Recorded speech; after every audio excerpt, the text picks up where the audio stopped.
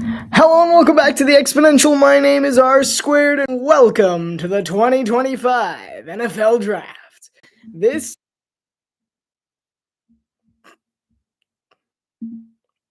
Okay. I don't know if you heard what I heard, mother. We'll start again. Hello and welcome back to the Exponential. My name is RSquared and welcome to the 2025 NFL Draft. This is the culmination of the offseason, the big moment where every NFL fan goes, ooh, football's back. They turn on their TV and they see what rookie is going to be joining their squad and is hopeful to be the next big thing. We got several large names coming for us here in Green Bay. That's where this draft is at Lambeau Field. It's the first time that this small city of Green Bay has hosted the NFL draft in the modern NFL era. And I'm just going to say they're all for it. They've brought the crowds. They've brought the energy. It's right outside the famous Lambeau Field. And everyone is – I'm super pumped for this one. I mean, it's one of those drafts that there's no real way to know. It's got such depth to it and such strangeness because there's no clear-cut best player. It's just one of those drafts. There's no clear-cut second best player. It's one of those drafts where it's just you have no idea who could go where. As far as I know, I did a mock draft just yesterday. It's under the post section of my channel, and I have it here next to me to see how accurate I am. But there's just no way to predict this, which is why I went for just settling for general managers' thoughts about what they might want instead. Because there's no way. I mean, Abdul Carter could be taken by the Titans with the first pick. Abdul Carter could be taken second by the Browns. Could be taken third by the Giants, which is where I have him going. I mean, Travis Hunter, the Browns might trade away and let someone else jump in and steal Travis Hunter from them. I mean, there are several teams who are planning to be so aggressive in this draft, trying to get the player that they believe fits them the best. And I mean, the fact that we've seen it's been like dead silence this offseason as far as draft picks have gone. We've only seen like maybe 6 trades to get better selections in this one. And it's because that no one really knows quite what they want in a player. They have the positions they want and they need, and they have their interviews with the player, and they're trying to combine those together to figure out which one's best. But there's so many of these guys that are just all muddled up. And it's just like this guy could go anywhere from pick 5 to pick 32. A couple of those guys, the 2 big tight ends in this draft, Tyler Warren, the tight end out of Penn State, and Colston Loveland, the tight end out of Michigan. Those guys, they could be taken at number 5. I could see Jacksonville taking a tight end. Or as far as we know, teams could skip, and they could be, and Colston Loveland, who I have below Tyler Warren, could be taken all the way by the Eagles in pick 32. It could be anywhere. I mean, I doubt that's going to happen because we have a lot of tight end needy teams, but there's just so much that we could see 5 quarterbacks go in the first round. We could see 1. I mean, it could be an insane draft. That's why a lot of people have been throwing out completely different looking mock drafts. It's because no one is quite certain about what a team needs at this stage. When looking at these players, there's not a single player who just shouts, this is the guy we want. Every team has 2 to 3 guys. And really at this point, teams have started to go into the stage of here's our top 10 guys. I ranked them. And if that top guy just so happens to fall to me, then I'll take it. But then there are some other teams, maybe the Jaguars, maybe the Texans. You don't know. They might jump up in the draft. They might start getting aggressive. They might just go for it right then and there. I see that as a possibility. They just jump in. They're too scared. They're not going to get their choice. There are some teams who do have a clear-cut favorite, but we don't know who those are. Then there's teams like the Dolphins. Yes, I know the Dolphins. I will be in excruciating pain during pick number 13. Unless it's someone like I have some positions that I'm looking for Miami. But they could trade down. Teams that could trade down. The Browns, the Giants have talked about trading down. The Raiders have talked about trading down. The Saints have talked about trading. The Bears have talked about trading up. I mean, the Vikings have talked about trading out of the round altogether. I mean, there's so many things that could happen in this draft, which makes it one of the most interesting NFL drafts in recent memory. Far more than last year. Last year was like top. Everybody was set. Like for me, I was not surprised at all by last year's selections in the slightest. And this one has just so much unknown about it that it could just be so interesting. We just have no idea what's happening. So I'm going to be just as surprised as you are when all this is happening. I'm watching live. I'm going to be breaking some things down for you. There won't be a ton of dead space here. So the primary thing I'm going to do is, number one, I do have to remember the names I gave to these approximately 10 minutes ago before this, because I thought, you know what, might as well name things. So much fun. I had some free time. So that number one thing that I'll be doing, I am going to call it RSquared's. Actually, you know what? We'll call it the Exponentials Place Value Picks. That's right, the place value. I'm sticking with math. I don't like math, but I'm still sticking with it because that's the theming. So the placed value picks, I'm going to give you the top 5 picks that I think would best fit the team that's picking up next. So if there's a team on the clock or the pick is in for whichever team, I'll be talking to you about who I think best fits that team. And I'm going to give you the top 5 options, and we'll see if they actually follow. I mean, you never know with some of these GMs. Like Howie Roseman, top 5 options are more like top 75 options. I mean, Howie Roseman might honestly just take someone I thought about putting in my mock draft until I realized that Walter Nolan was still available at 32 was Chavon Ravel Jr. He's an incredibly talented corner. At his best, he very well could be the best cornerback in the class, but he just tore his ACL. We have no idea how he's going to bounce back from that. And that's something to me that Howie Roseman could do, is just at 32, just be like, I like him. I don't care if he's hurt. And I mean, that's part of the unpredictability of this draft, is that the Eagles at 32 might stretch and take someone at like 56. Like, we have absolutely no idea. The draft starts in 8 minutes. So that first part of this is going to be when there are teams on the clock, or there are teams who the pick is already in for but haven't quite been announced. I'll give you RSquared's place value picks. So I'll tell you the top 5 options for that team at their pick. And then the last thing, the thing I'll do as a bit of a recap, let's see, what did I call it? You can name it whatever. I'm not good with names. I always forget. I named it like 5 minutes ago. I started talking and it was like, this is not going to be one of those professional commentaries for me. I'm here to have fun for this one. I mean, I'll break it down for you, but I am here to have fun. This isn't a commentary. This is more of like a talk show. I am considering you my interactive audience, so do feel free to use the live chat. I'm all for it. But we're going to have a good time. So that thing I'm going to do after each pick, I will give you their exponent placement. I forgot what I called it, but it's something to do with exponents, because that's the entire gimmick of this channel. So what we're doing is we're going to put the different exponential numbers. So anyone who knows math knows they can only technically go up to 3, but we're going up to 4, because 4 is infinite possibilities. So that's how I'll be rating my players. From 1. Something times the 1 power is just the same. I mean, there's no change for the team. Absolutely nothing changes for them. That's number 1. So if I rank them a 1, that's not good. That means the team didn't benefit at all from getting it. I'm very rare that I'll have to use that. I don't expect to have to use that unless the Dolphins pick someone really, really bad. If the Dolphins pick Shedeur Sanders, that's a 1. I am a Fins fan. Yes, I am, my friend. It's a sad life, let me tell you. But I'm still here for it. I've been here for a long time. And no matter who the Dolphins pick, I'm still here for them. Somehow, some way. I mean, it's going to be a fun draft. I'm here to stay. I'm a Broncos fan. I love you, Broncos fans. I mean, Broncos fans are great, honestly. They're so much fun to hang out with, because like 90% of the time, they're just like, yeah. I do sympathize with Broncos fans quite a bit, so welcome. I haven't been to Denver. I do want to go to Denver here. It's really nice. Thanks for Zach Wilson, by the way. Really appreciate it. Better than Skylar Thompson. I've been telling myself that all off season. It's better than Zach. It's better than Skylar Thompson. Like that's ultimately it. All right.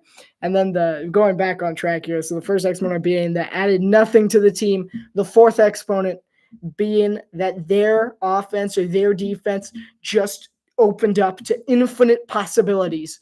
This player is going to be the cornerstone of their new franchise and of their new team. That's 1 to 4. It's more likely that I'll be picking like 2 or 3.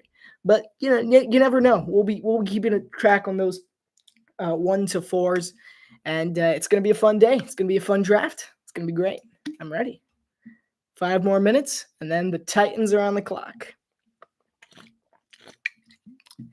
Yeah. I mean, I'm not complaining. I mean, I wasn't happy when I saw Zach Wilson coming to the Dolphins, but I wasn't entirely like, yay, Zach Wilson. That was kind of more my reaction. Who do you hope Miami takes today? I got 3 positions. I don't really care who in those positions, but my big one as a Dolphins fan, I know all Dolphins fans are thinking this with me. Do not take an offensive lineman. I mean, that I've watched the Dolphins for a long time. We have not drafted a good offensive lineman. Well, at least an offensive lineman who is good for us. Because, Robert Jones is apparently turning out to be some incredible lineman in Carolina, but whatever. No. We just can't draft linemen. It's something that Chris Grier has not been able to do, is draft offensive linemen. I would like to see the Dolphins draft a D lineman, an interior tackle. I think it would be really great if we did manage to get Kenneth Grant, Walter Nolan. That's a bit of a stretch, though. Corner. I'm fine with corner. I don't necessarily want Will Johnson because he does have a bit of an injury history. I mean, if he falls down, maybe take him. I think San Francisco is probably, if San Francisco snags him, I do have my mock draft up. I have my prediction here. Yes. And I have San Francisco taking Will Johnson. I mean, it fits San Francisco so much better. If Will Johnson does fall to Miami, fine. I really want Miami to get a safety. Like, as much as I say, my mock draft is kind of crazy. I have my mock draft. It's on the channel. If you want to check it out, it's under the post section. If you scroll down to 13, you'll see some crazy stuff happen. And then you keep scrolling down, find some more crazy stuff happen. But the Dolphins, I really want them to trade out of the 13th spot down and get a corner from another team. Because something I noticed while I was going through my mock draft is that the Packers have a corner they don't really want. Jair Alexander, he wants out. The Dolphins, we have a corner we don't really want. He wants out. Just swap him. That's my way to solve the corner issue. We take the Packers pick. I don't know, we throw in Bradley Chubb or something. We just take the Packers pick. I want the Packers pick. So then we can take a safety. We can take Malachi Starks. I would rather have Nick Amanwari, but I'm good with either of those. So the people that I'm good with are safeties. Like if we draft a safety, I'm a happy camper. If we draft a corner, it kind of depends on the corner. If we draft a D lineman, I'm thrilled. If we draft an O lineman, I am flipping this table. we can't draft linemen. I mean, we've been drafting our linemen for the last 4 years trying to protect Tua, and he's still gotten 6 concussions. We just can't draft linemen. I mean, I do agree that in some way, shape, or form, we do have to get linemen in this draft, but not with our first round pick. That's just my opinion here. It's 12:59. Sorry, 7:59. I am in a different time zone. We're about to get underway at the NFL draft. In 1 minute time, the Tennessee Titans will be on the clock. I'm so ready. I've been forced to have watched basketball and baseball and hockey for the last 3 months. I'm done. It's football season again. It's always football season. I've been forced too many times to watch basketball games.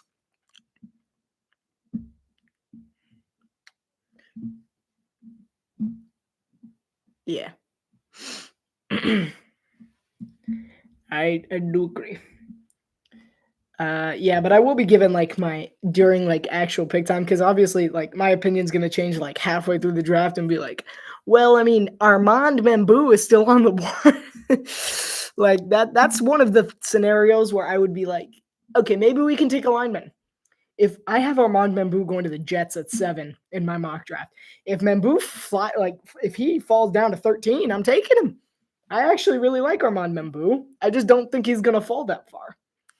Because I think in the mix between 6 and 10, I think a lot of people, like those 5 teams there, are just gonna be like, they're gonna listen to trades, but mostly they're just gonna take the best guy on the board. Like I can really see the Jets taking Membu. And the other thing with the Jets taking Membu is that Darren Moogie and Aaron Glenn, they have time on their hands. They just got here. They can draft a lineman. Like they're the ones where it's like they're not particularly concerned. Like they can just draft a lineman and they'll be fine. All right, I'm seeing the skull chant, not too far from Green Bay, but I'm sure the Packers aren't too happy about hearing it. Travis Hunter took off his pink suit. Thank goodness. I'm like, yes, Abdul Carter. See, I like his style. He's got some style on him. I might rank the styles of the players as they walk on. Ashton Gianti, I like his style. I will say, I don't mind the suit, but I like the pin. I like the bow tie. It's nice. Cam Ward, I've seen him wear that exact suit before. Pretty sure that's what he wore to the Heisman ceremony.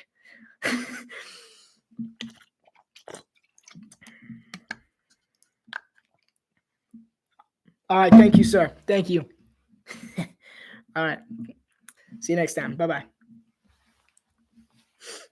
All right.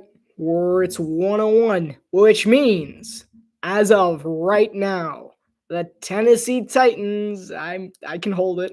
They haven't put it up yet. It's not up on the big screen. I can hold it. It's 8:01. I'll finish my sentence in 2 minutes if I have to. I'll finish my sentence later. It says it's live, but the big screens in the back don't say anything. If you're wondering why my feed might be a little different, I'm watching this on NFL Network. You might be watching it on ESPN or something, but I am watching it on NFL Network. So if I'm a little slower, blame NFL Network. All right. I still can't say it. They haven't put it in the back yet. It is 8:02. I'm ready. I'll unmute it. I will unmute. I am gonna unmute, so you might hear some background noise. They're playing the intro video that NFL Network played like 10 minutes ago. Oh, this is fun. All right, for the Titans, I've already given my opinion on Tennessee with the first pick. Considering I don't know anything new, I gotta say they're taking Cam Ward. As a Hurricanes fan, it's all about the U, my friends. It is all about the U. And the Titans, I see no reason why they should go anywhere else. Cam Ward is such an incredible talent. What the biggest complaint I've heard about Cam Ward is that where he's at right now might be his ceiling. That's a pretty good ceiling to have, honestly. The angles in which he can throw are phenomenal. He's so good at improvising in the pocket. He's so great at just keeping plays alive. He's got really good accuracy. Is Roger Goodell riding a bike? That's pretty funny. I did not think this is what I was gonna see. But Roger Goodell, how old's Goodell? He's like 65, right? May have just aged Roger Goodell like 20 years or so. But he is riding. Wow. There's a lot of people on bicycles. Wait, I want to hear what's happening here.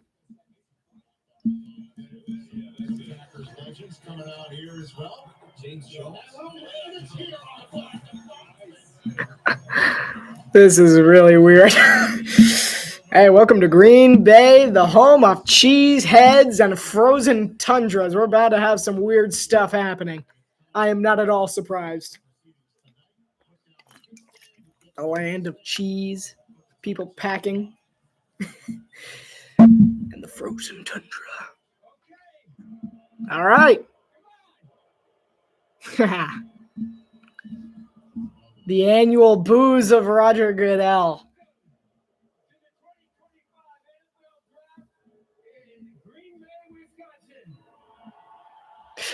As soon as he says Green Bay, the cheers start raining down.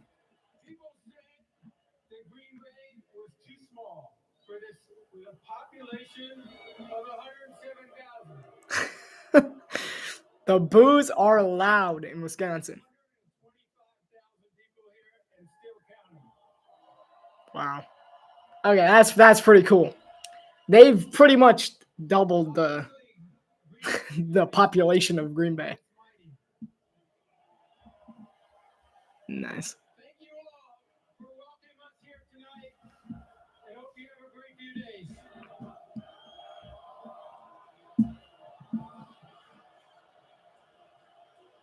Go, Pack, go. I hear the chant. And we're hearing a lot of correspondent boos going with it. But the Green Bay Packers are the host team, whether they decide to stay in the first round or not.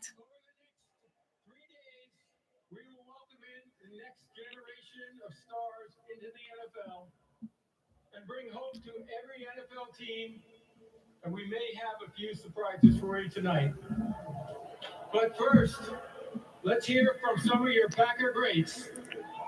Please welcome. Yeah, this is the longest part of the draft, folks. Just Roger Goodell's opening speech and then Jordy Nelson. Wow. Mason Crosby? Yeah. Yeah. James Jones. Yeah.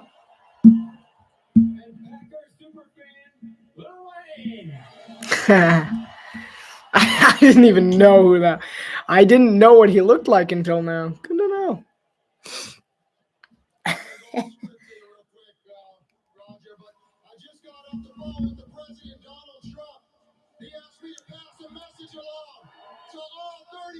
NFL franchises. So let me tell you what it reads here, all right? Just got deathly silent in Wisconsin. Fellow Americans, the Bears still suck.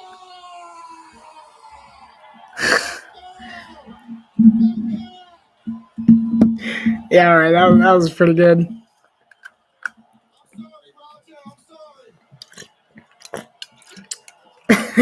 That was pretty good.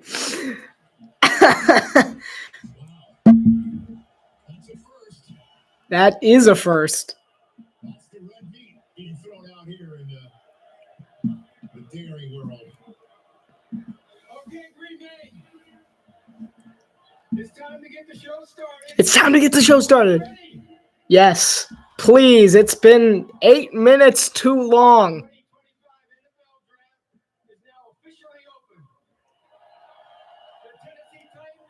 Are on the clock. Here we go. 10 minutes counting down. The Titans have Mike Borgonzi and Brian Callahan at Nashville, Tennessee, in the draft room. See Callahan up. He's a roughly center stage towards the leftish of your screen. I don't remember what Mike Borgonzi looks like, but if I did, I'm pretty sure he's the guy two to the right of Callahan. They're working on the computer. The last draft pick, the meaningful draft pick the Titans have had was Will Levis. In 2023, they selected him with the 33rd pick in the NFL draft. He had a surprising slide in the first round, which landed him in the top of the second round, where the Titans snagged him. He failed. Here we are again. The Titans have another meaningful pick, the most meaningful pick. Pick number 1. There seems like there's only one answer for this team. And personally, to me, it's Cam Ward. I mean, this guy can do everything. I mean, I've watched the Hurricanes all year. I'm a Hurricanes fan. I am. As unbiased as I'm supposed to be, I do watch Hurricanes football. I've seen Cam Ward play. He's phenomenal. I mean, he can do everything. The Hurricanes lost games last year, which was amazing to me because the Hurricanes were averaging 54 points on offense per game, which is ridiculous. Like, they would just pile on. Like, they were so good offensively. The reason they lost because their defense was awful. But ultimately, Cam Ward could keep the Canes in a game. I mean, he really could keep the Canes in a game. And if you match him up, if you put him in with a talented wide receiver who can catch anything, you got yourself a really, really good team. Yeah, Mike Borgonzi's there. Kind of is directly in the center of your section. Sorry, that is Mike Borgonzi. He is just putting in the call right now. He's on the far right of your screen. I just remembered what he looked like. And this is Borgonzi's first draft as the general manager here for the Titans. He was hired this offseason, the assistant GM for the Kansas City Chiefs. Beforehand, he was a part of the team that drafted Patrick Mahomes. That's right. And Cam Ward has a lot of Mahomes-like properties.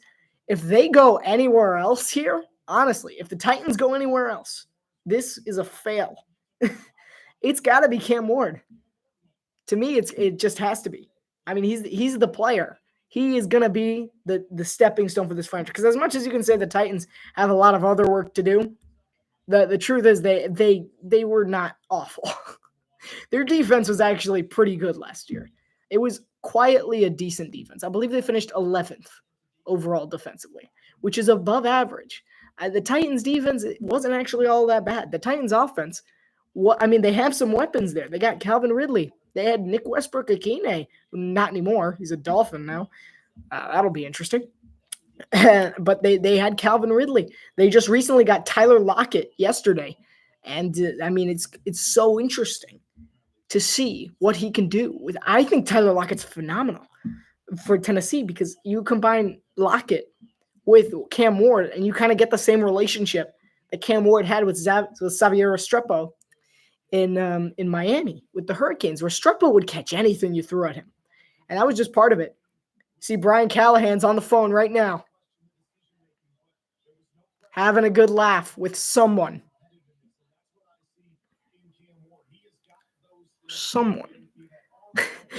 That's funny. I'm sorry. There's a thing at the bottom. Lost in 2025. Punter Ryan Stonehouse. Okay. I think he also went to Miami, actually. Yes. All right. Anyway. The Titans have not selected first overall since 1978 when they drafted Earl Campbell. For those that don't know who he is, he's a Hall of Famer. That's who he is. Cam Ward, he's got a live arm. He's sturdy in the pocket. And he's that's an awful comparison. I'm sorry. It reminds me of Baker Mayfield. No. Last I checked, Baker Mayfield could not make this time for himself like Cam Ward can. I mean, he can extend a play until the final seconds. Escape and create. They're showing it right now. I mean, he can make plays. He can move his body in ways that should not be possible. He throws on the run with such precision. I mean, cross-body throw. I mean, he does do too much, quite a bit. I mean, he tries to be the superhero, and at times he had to be for Miami because of how bad their defense was. He did have to be the superhero. In Tennessee, it'll be interesting if he can get that kind of kicked out of him a bit. That's probably one of two issues, is that sometimes, yes, he does get a little greedy and tries to go for the big one. But I don't believe that's a true problem for him. The pick is in. The first NFL pick is in of the 2025 NFL Draft. The Tennessee Titans are in. I'm telling you, it's got to be Cam Ward. It's got to be Cam Ward. I don't see how it can't be. I didn't even give any other options. There's no top 5 option. Their option is Cam Ward. If they pick anyone else, it's a bust. Their option's Cam Ward.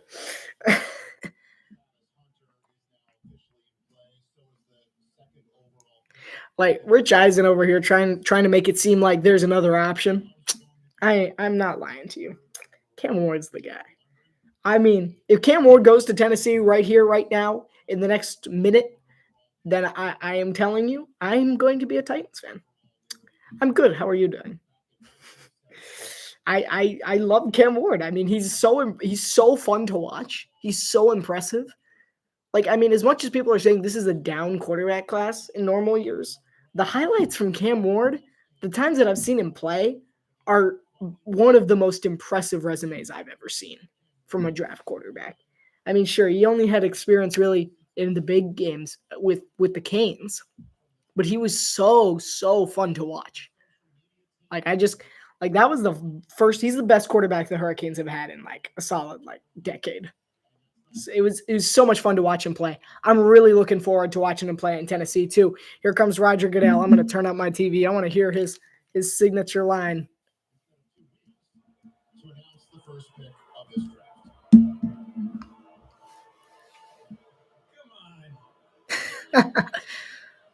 With the first pick in the 2025 NFL Draft, the Tennessee Titans select Cameron Ward from Miami. Cam Ward to the Titans. That's the best pick right there. Phenomenal choice. Love it. I knew it from day one. I've seen this guy play. I watched almost every Hurricanes game this year. So fun to watch him play. There was no doubt in my mind that this is who the Titans were taking. This is by far an exponent for. Infinite possibilities just opened up for the Titans. I mean, he's got so much potential. I mean, a lot of people are saying that this is probably the best he's going to be. I disagree. At his best, I don't think we've even cracked the top. At his best, I do believe that Cam Ward could be one of the best quarterbacks in the modern NFL. I mean, he's so impressive. Like, I honestly could not say enough nice things about this kid. Kid, whatever. Like, kid, huh? Anyway, but it's just he's so impressive. Yeah, there's the hat there. He is going to Nashville. He is the new Tennessee Titan. It's all about the U, Cam. It's all about the U. He's got it. He's got the right idea. I'm absolutely 100% deserved here for Cam Ward. I mean, this is a slam dunk selection for Tennessee. Like, it's perfect. Like, this was an amazing pick. Like, honestly, I never believed they could actually take anyone else. Tennessee's actually, I mean, Cam Ward is the best player in this draft. Like, arguably, he's the best quarterback. He's the only position that Tennessee truly needed. I mean, this was without a doubt the only pick. In my book, anything else other than this?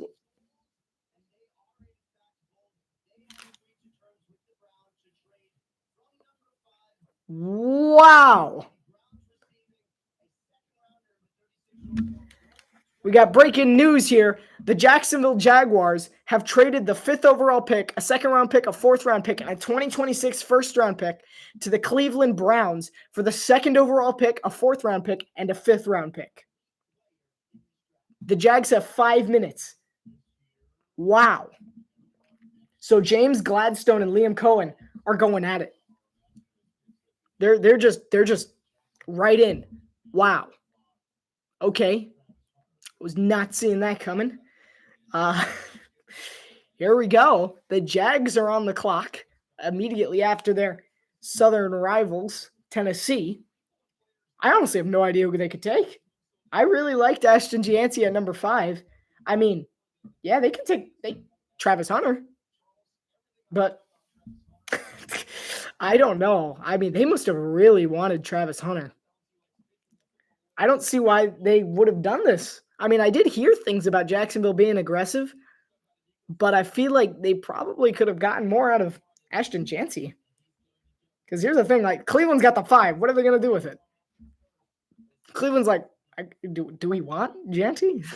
Because, I mean, if Cleveland doesn't take him, Las Vegas is going to be like, Gianti. Las Vegas is going to give me. Like, this might have worked perfectly for the Raiders.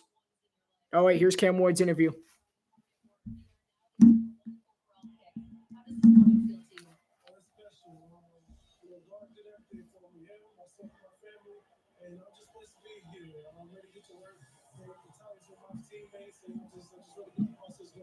We've seen you playing football, playing catch in the back all night long. You're staying loose. How ready are you to get to Tennessee and show them what you got? I'm ready.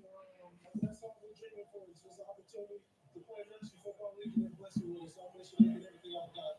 Congratulations. Thank you. He deserves it. 100%. He deserves it. But for the Jaguars, I mean, the Jags have already made their pick. They're in Jacksonville, Florida. James Gladstone and Liam Cohen there. Liam Cohen's on the far left. Gladstone is hugging on the right there. I mean, this is a stunner for me. The pick's in at number 2. They're going to take an offensive player. I mean, Gladstone's an offensive general manager and Cohen's an offensive coach. They're taking an offensive player. I'm honestly surprised they would do this. Either they didn't like what they saw in Janty, which would prompt them to move up because the next good offensive playmaker isn't until I have projected 12th for Dallas's pick. But I mean, over here, the only option is really Travis Hunter. Wow. Okay.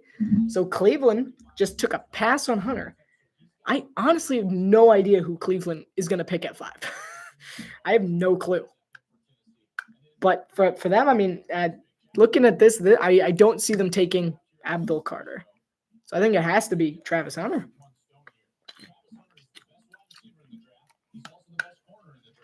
I mean, it is definitely a dual threat, but I am really surprised at Cleveland trading away pick number 2, especially to Jacksonville. I mean, I knew Cleveland was fielding options, but when you think about it, how long does Andrew Berry and Kevin Stefanski really have?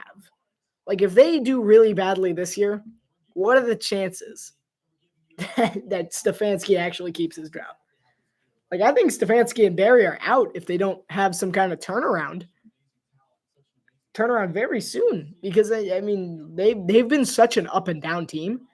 I think unless they make the playoffs again this year, then I think that Stefanski's out, and so is Berry. So confusing. I mean, I'm a little puzzled at why they wouldn't want to just keep that spot there and take Travis Hunter, because the Browns have a lot of holes on their roster, a lot.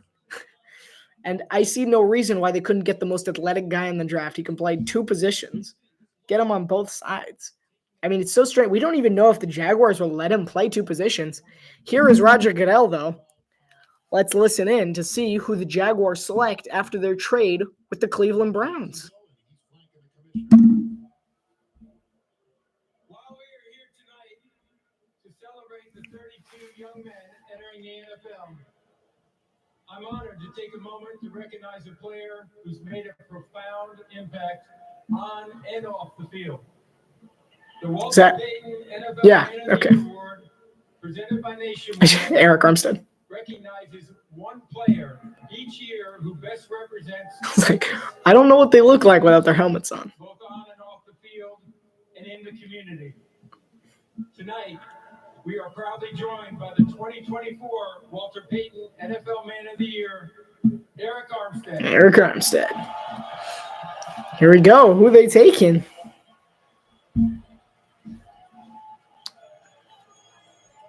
First off, Duval. I'm not a Jaguars fan, but still chills. I want to say thank you.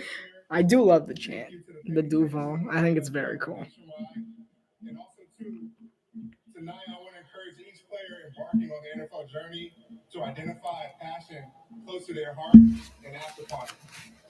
Use your platform to make your community, the league, and this world a better place. As we remember, Walter Payton, strive to leave a positive legacy of your own. He's giving a speech. I want to know who the pick is. I mean, good speech, but I still want to know who the pick is. We have a trade. Yeah. The Cleveland Browns have traded the second pick to the Jacksonville Jaguars.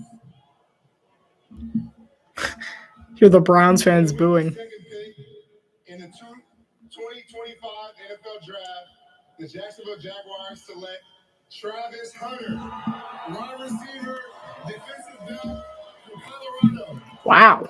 So the Jacksonville Jaguars go bold. That was super bold. Rich Eisen was just saying it, that they went bold. They did. I mean, wow. I did not see this coming. I didn't think the Jags would want to move up. They have a good pick. They just took a huge gamble on Travis Hunter. They gave away next year's first-round pick. I mean, this could either go down in history as a phenomenal choice for James Gladstone and Liam Cohen, or it could go down very, very badly. So I'm gonna say that that was good. I'm just gonna say I'm gonna give this one a 3. I'm gonna give this one a 3 on my scale. And 3 is it's a good pick. It adds a certain amount of dimensions to the offense / defense that wasn't there before. But the risk, it does leave us wondering kind of what's next, because they're really trying to slam dunk it this year. I mean, they're giving Trevor Lawrence someone to throw to, but it is interesting because they gave away next year's first round pick. If I did in fact read that correctly, I'm going to double check on the trade tracker. But I just don't understand that one. Yeah, I mean, they gave up their 2026 first round pick. I mean, Travis Hunter's really athletic. He's really good. But my question is was that worth the risk? I mean, this is definitely interesting. I believe the Browns just got like 2 spots back to back. You know what's interesting is the Browns might leapfrog someone. I think they have the 34 and 36 now. I think they might have the 34th and 36. Wait, let me check real quick. They have the 33rd and 36. All right, I know what Cleveland's doing now. I got it. All right. Cleveland's coming back. Don't quite worry yet. Andrew Berry might have a plan. So, I mean, this is definitely a bit surprising to me that the Jaguars would trade up. It makes sense from Jacksonville. I'm not sure how sold I am on it. At number 5, I think the Browns might field some more offers. I think it's possible the Browns field some more offers for 5. If not, I guess they take Janty. Maybe Mason Graham. They might take Mason Graham. I don't know. It's a strange choice from Cleveland, but they now own the 33rd and 36th pick, which doesn't sound all that great to the outside viewer. But Cleveland can use those 2 picks to get back into the first round. I mean, Liam Cohen looks thrilled about it. So does James Gladstone. I mean, wow. At Neptune Beach, the Jags fans they're on their feet there. I mean, hey, there's a lot to be happy about if you're the Jaguars. I mean, this is not a bad pick by any means for Jacksonville, but it is I think it's a very good pick. The Giants pick is already in, by the way, so I will get to that. It's not a bad pick by any means for Jacksonville, but it definitely leaves you wondering, what if this doesn't work? Which is why I gave it a 3. Good pick, but it's kind of one of those what ifs. All right, the New York Giants are up next. Top options for the Giants. Number 1, trade down. This is one that I actually could see the Giants doing. There's a lot of needy edge rush teams. One of those teams caught my eye early, Atlanta. The Falcons need that is not a nice list. The trade-ups to top 2 for non-quarterbacks in the top 4 are Orlando Pace, Darnell Russell, and Kijana Carter. Join that. That's not a great list. It is a list, but it's not a great list. The Giants trading down. Atlanta could be a team that is going to be looking. I don't believe they will, because the pick is already in for the Giants, which means that they have not traded it. And considering we have not heard from Ian Rappaport, I do believe it's safe to say that the Giants are keeping their pick, which means to me that they're taking Abdul Carter. He's a great edge rusher. I think it's a fantastic pick for the Giants. I think they need to come back. I think they need to jump back in, which it could happen. I could see the Giants jumping back into the first pick here, jumping back into the first round. Probably, I have it in my mock draft jumping in to the Saints pick at 9. Joe Shine, and Brian Daboll are in the draft room there. See Shine and Daboll front and center. Yeah, Shine is directly behind Daboll. He's got one more. They both have one more season. This is their year.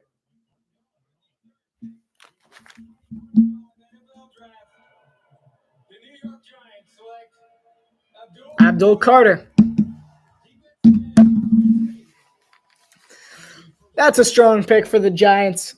Honestly, Abdul Carter has the most raw talent in this draft. I mean, he's so good. I mean, the Giants don't really want their third. I did say it in my mock draft that they don't really care for it. They can't get a quarterback. They might listen to some trade offers. But ultimately, I agree with this decision all the way.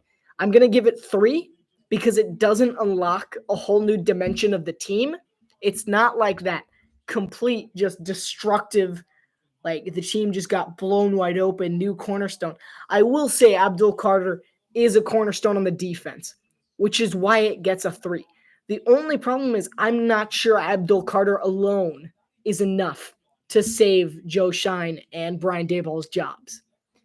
So for now, I'm going to say this is a 3 asterisk because I think it's subject to change. I think if the Giants hop back in to the first round using some other picks and grab a quarterback or grab a wide receiver or something on offense, then I think this turns into a 4. Because Abdul Carter has so much talent. He's so good. He's really, really fun to watch. And I mean, he reminds me, look at the players that have come out of Penn State. Yeah, Chop Robinson was phenomenal for Miami last year. Abdul Carter's been great for New York, for the Giants this year, or he will be great for the Giants this year. Micah Parsons was in the Penn State edge rusher unit. He's building a life in Dallas. I mean, Abdul Carter, this is a good pick. I mean, overall, Abdul Carter is in my opinion, the most talented, highest ceiling player in this draft because he could be absolutely dominant. Number 11 tradition. Micah Parsons was number 11. That's what I was just saying. LeVar Arlington. Yeah. I mean, these guys, they got a lot. And they have so much talent here. And I would be happy about this pick if I'm the Giants as well. My only concern is that your offense didn't gain a lot from this. I mean, yes, your defense did get a whole lot more depth. So I think it's a very good pick. But I think Joe Shine needs to pick up the phone and start making some trades or trade calls. I agree with him. He just said Micah Parsons like impact. I completely 100% agree with that. I mean, he's so good off the edge that I honestly wanted him for Miami. And he's so good. Like Abdul Carter and Chop Robinson on the same team is ridiculous. I don't think it's going to happen. It's not going to happen. It might happen, I guess, some point in the future due to trades or whatever. It would have been so fun to watch. But Miami would have never taken him. They would have never jumped up for Abdul Carter. And the Giants, I mean, this is a good pick. I'm not going to lie. Abdul Carter is an amazing player. I think he's going to be so good for the Giants defensively. My only problem is that he doesn't unlock a whole new realm of possibilities, which is why he doesn't get the 4. But he gets a 3, which is about as good as you can get without being a franchise-changing player. Because there are some picks where it's yes. Cam Ward at the beginning is yes, this is the step that Tennessee needed to take. Travis Hunter to the Jaguars was a little more what's happening? And this one's a really good pick. But it's we don't. Oh, I did not think of that. Born and raised in Philadelphia and playing for the Giants? It's terrible. That is the worst of horrible. I mean, wow.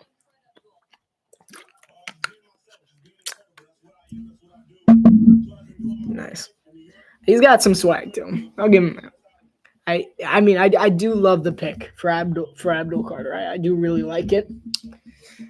We will see if it pays off. All right.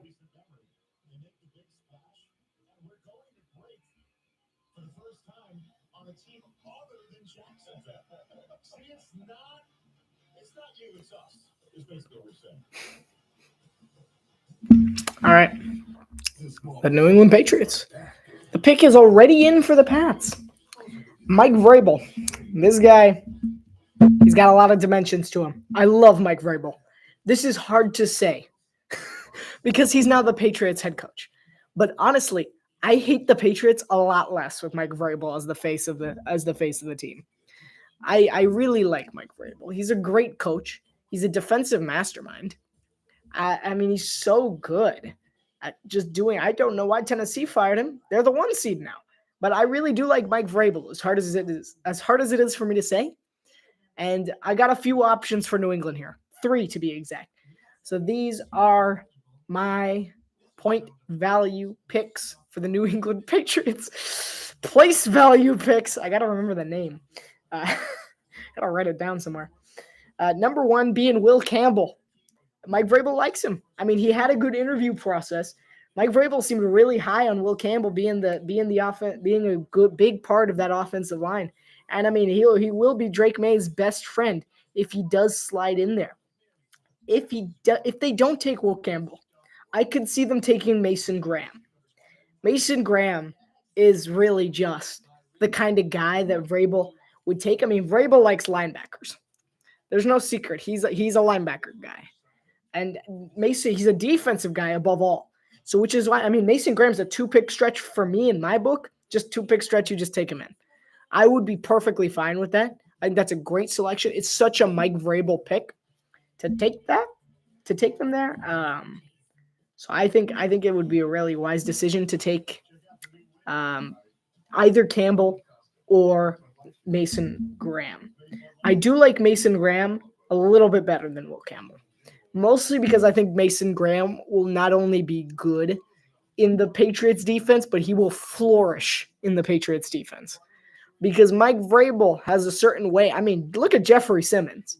I mean, Jeffrey Simmons, defensive tackle. Mason Graham's a defensive tackle. Jeffrey Simmons was phenomenal in Mike Vrabel's defense. Put Mason Graham in there. I'm only just stating the obvious. I think it would be a great pick if they take Mason Graham here at 4th or Will Campbell at 4th like I have in my mock draft. Only reason I say that is because Mike Vrabel seemed to have really, really high praise for Will Campbell during the draft process. The other option is they trade down, get a few picks, maybe a player, and grab gain an off-ball linebacker some point later in the draft. Maybe even out of the first round, because really the only good off-ball linebacker in the first round is Jahad Campbell. He's kind of been the guy that's like, he's the off-ball linebacker. Otherwise, I feel like everyone else you can get later. All right, we're back from Green Bay, the NFL draft.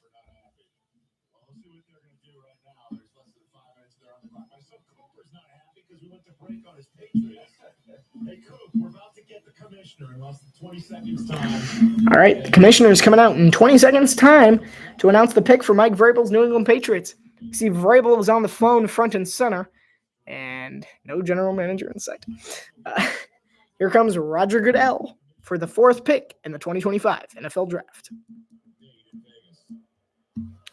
4th pick in the 2025 NFL Draft, the New England Patriots select Will Campbell. Yeah. LSU. I'm honestly not at all surprised. Will Campbell is a good pick. That's another 3 for me. So we got 3 threes and a 4 so far. I mean, this is the 3. Will Campbell's not going to change your offense. I mean, he really isn't going to be the guy that can just wreak havoc. So far, my first 4 picks have been perfect. Not all the teams, though. I had Cleveland taking Hunter. Jacksonville hops up. Next pick's where it gets crazy because the Browns don't need him. The Browns don't need Yancey that much. I could totally see the Browns passing on Yancey and getting like Armand Bamboo or something. But Will Campbell at LSU, he's a strong pick. I do like Will Campbell. I've liked his tape. He's a good lineman. He's a really good difference maker on that O-line. He really just holds people there. And I mean, if he has to, he also has the ability to be a really good run blocker. He pushes people into the second layer. That's not his primary use. He's really more of a pass blocker, but he really is just really good at blocking for passes, which gives Drake May plenty of time. So I will go as far to say that this is Drake May's new best friend in the offense, Will Campbell. I mean, this is a nice pick to complement Drake May. Good pick by Vrabel in his first year. Uncharacteristic of him, yes. But from what I had heard Will Campbell was going to be the guy. I'm not at all surprised by this one.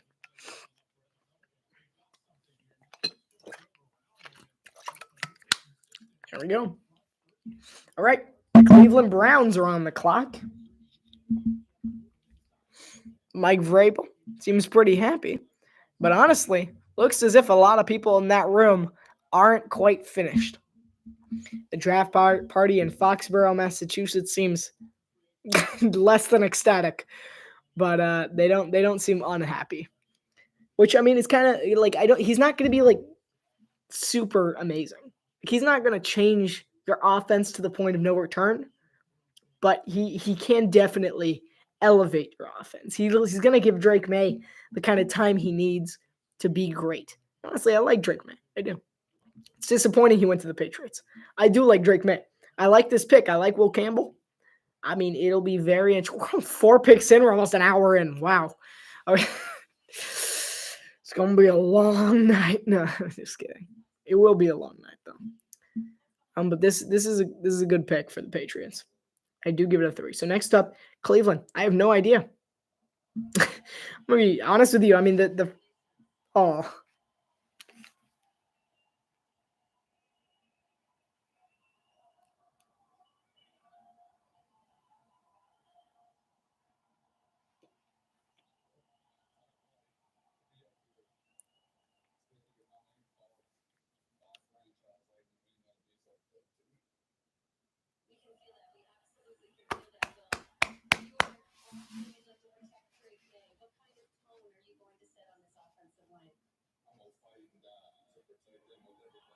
Nice. That's a good line. I'm going to fight and die to protect that man. Quote of the draft. You know what? I'm putting in the chat.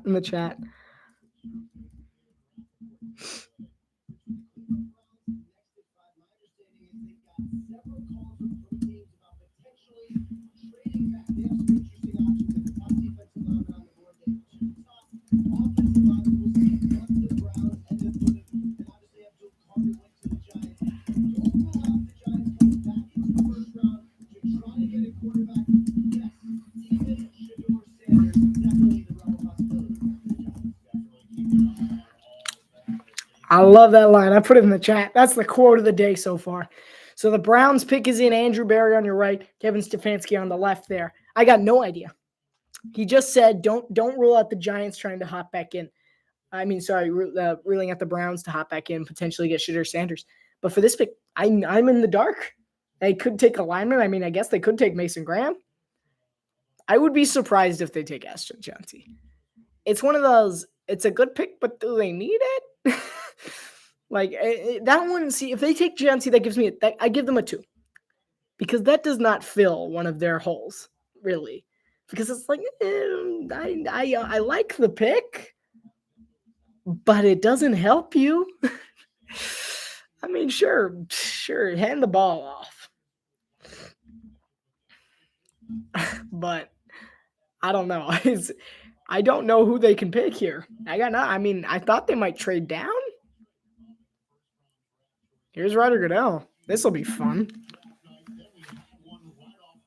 With the Browns moving down to make this selection. With the 5th pick in the 2025 NFL Draft, the Cleveland Browns select Mason Graham. Okay, I was right. Okay. I love saying those words. I knew they wouldn't take Janty.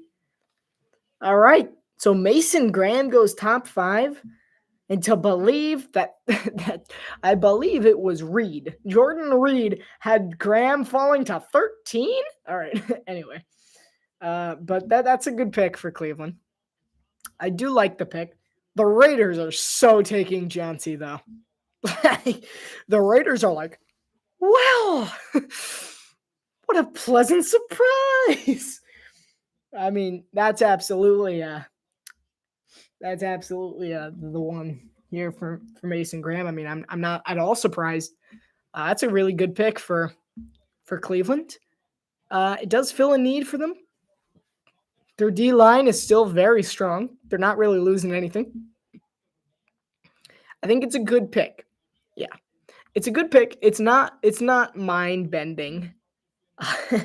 And it doesn't quite help them to the extent that I would want it to. So I'm going to give it a 2 asterisk. It's not the pick I would have wanted. I would have wanted the Browns to trade down farther. And I mean, Mason Graham's a really good player, which is why I say 2 asterisk. Because if they don't get something else, then they get a 2 for the draft, which is why he's a 2 for now. I will say he might be a 3. If the Browns cop back in and get a quarterback, otherwise, this first round pick is a bit underwhelming for a Cleveland team that could have gotten Travis Hunter or literally anyone else. And I mean, honestly, Andrew Berry and Kevin Stefanski don't seem too happy about it.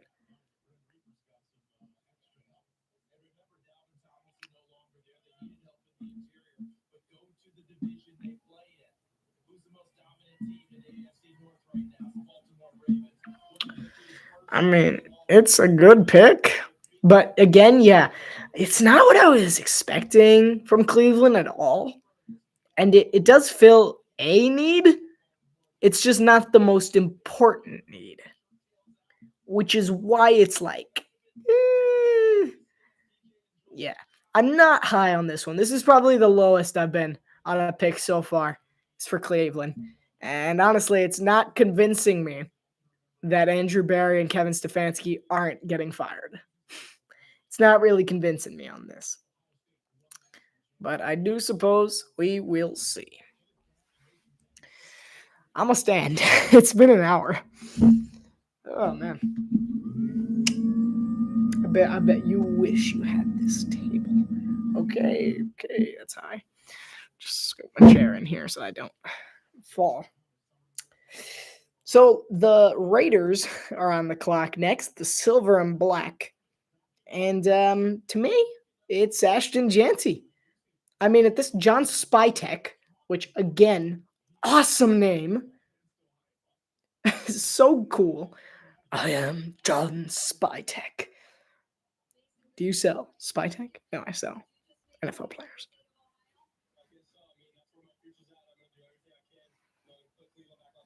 Oh, I know. Wait, that's so painful for him. He's from Michigan, and he has to go to Ohio. That's pretty funny.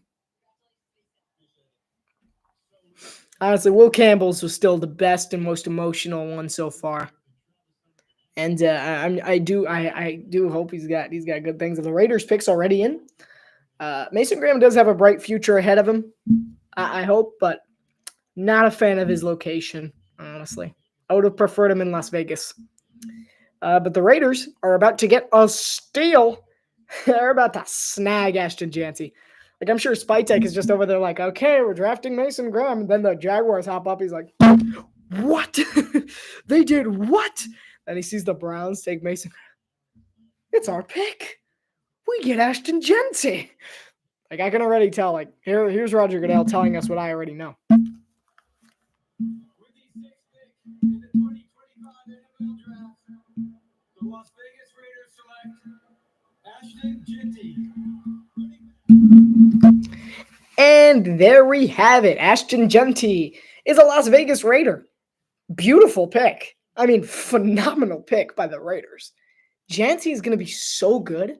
I mean, this really does fill one of the most important spots, the most important holes in this Raiders team. This is such a good pick.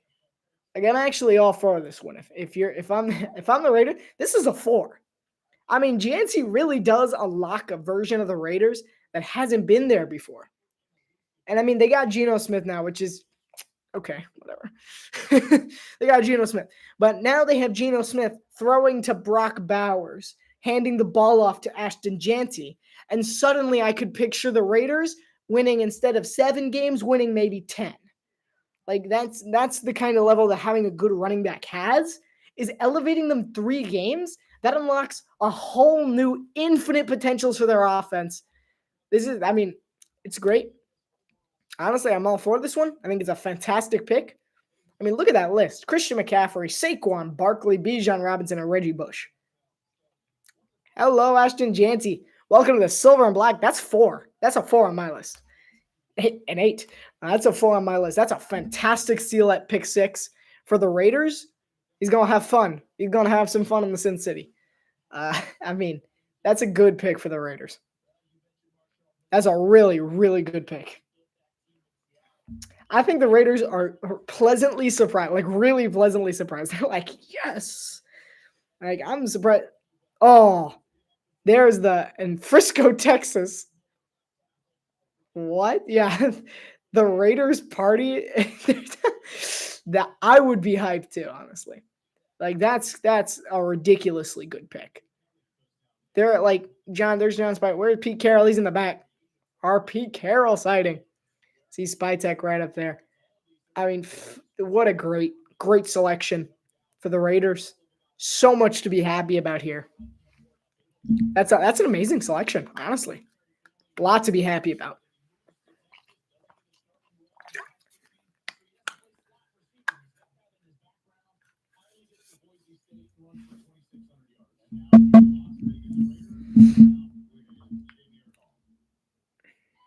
I mean, I'm in shock. That's a wonderful pick. Like, I honestly did not expect him to get past Jacksonville. I think that's a mistake on Jacksonville's part. I mean, we'll see, of course. And I think Janty's going to be very good for the Raiders. I think they just need a good running back. I'm not saying Ashton Janty's going to be the best running back, but I do think he's going to be a really good running back. I'm not saying he's going to be a Hall of Famer. I'm not going to go that far. But I think he's going to be really good.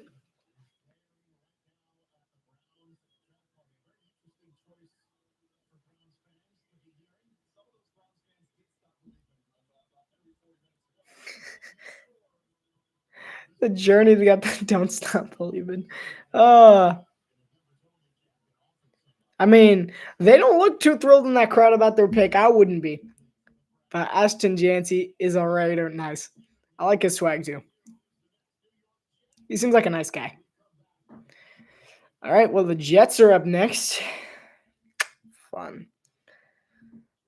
This is a weird one. This is a very, very strange one. So my top 6 have all filed out, as expected, not in necessarily the same order or to the same teams, but they have filed out.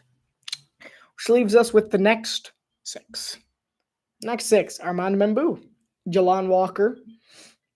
We're going to ignore that one for now.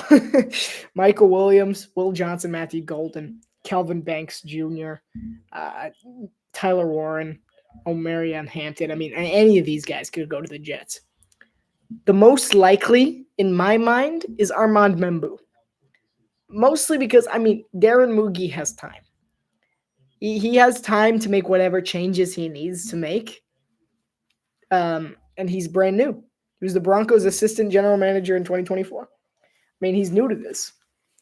So I could very well see him just staying put, taking a tackle, and start rebuilding from there. I would not be surprised if Aaron Glenn wants an Aiden Hutchinson-esque edge rusher. So I would not be surprised if they selected Jalon Walker right from under the Panthers' noses. And that would shake up the board a bit because I know Carolina wants an edge rusher. They'd take Michael Williams. Atlanta would then be really, really sad. And I think that's something that the Jets or the Panthers could possibly threaten Atlanta with. Just being like, we're going to take your guys. What are you going to give us for them? I don't think the Jets will. I think the Jets are going to take Membou. If they don't take Armand Membou, it's going to get interesting from there. Membou feels like the option for me, but they could take Walker as well. It's a more Anthony Glenn or Aaron Glenn pick. So I would not be surprised if they take Armand Membou. Take my headphones off. I know what I sound like at this point. Membou is definitely the top pick here for me. 2023, they took Will McDonald, the 4th. He's been all right. Sauce Gardner in 2022 was a fantastic pick for the Jets. And I do see them taking Armand Membou here. It's not a splashy pick, but it is a good pick because, they're just getting someone to back up Justin Fields. He's still a highly experimental quarterback. And so you might as well just throw Membou in there Give him some extra coverage. It's a very low risk, high reward kind of draft gamble here. It's a good way to start a rebuild. So I'll say, since the Jets are kind of looking to rebuild a little more, I think it's a really good way to start that rebuild. And I mean, Glenn and Moogie are already inheriting some very strong defensive players. Got the Williams brothers, Sauce Gardner, of course. I already mentioned him, but they're right now they're setting the foundations, and I think that this would be a good time to draft Membu.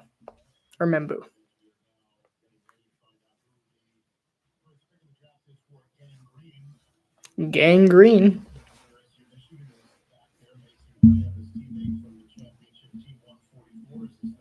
That's Will Johnson. If the Jets take Will Johnson, I would be surprised.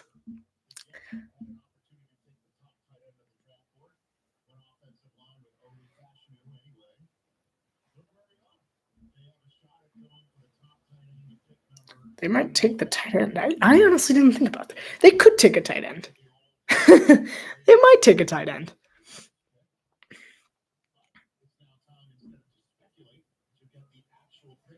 Yeah, let's see if they take Membu or a tight end. Or maybe even an edge rusher. We'll see. With the 7th pick in the 2025 NFL Draft, the New York Jets select Armand Membu, Missouri, tackle. So once again, no tight end. Instead, it is a member of the offensive line for the New York Jets, the kid from Missouri, Armand Membu. I'm all for that pick. I agree with that. He's an explosive tackle. I mean, he's really good at pushing people back. And I mean, I've seen a lot of his clips, and I mean, he seems like a really good player. He's got really good balance. He's patient, and I mean, he's just all around. This is a good pick if you're starting a franchise. And that's exactly what Aaron Glenn and Darren Moogie are doing. They're trying to just continue to build on that kind of on the foundation that's left from their predecessors, which was the defense. I mean, Robert Salah left them a defense. Here's an okay defense. Take it. And Aaron Glenn, from this, has pretty much just told me, okay, good to know. Like, he's like, okay, good to know. He left us a defense. Interesting. Maybe we should take an offensive person to help, an offensive player to help pull us down. I think this is a really strong pick for the Jets. It's not mind-bending. It's not, I don't know what happened just. It's not a mind-bending pick, so it gets a 3 from me, but it's a good pick. I think this is a really good place to start building a franchise. I'm all for this one. For the Jets. As a Dolphins fan, it's hard to say, but I actually do like this pick. Is that Bobby Flay?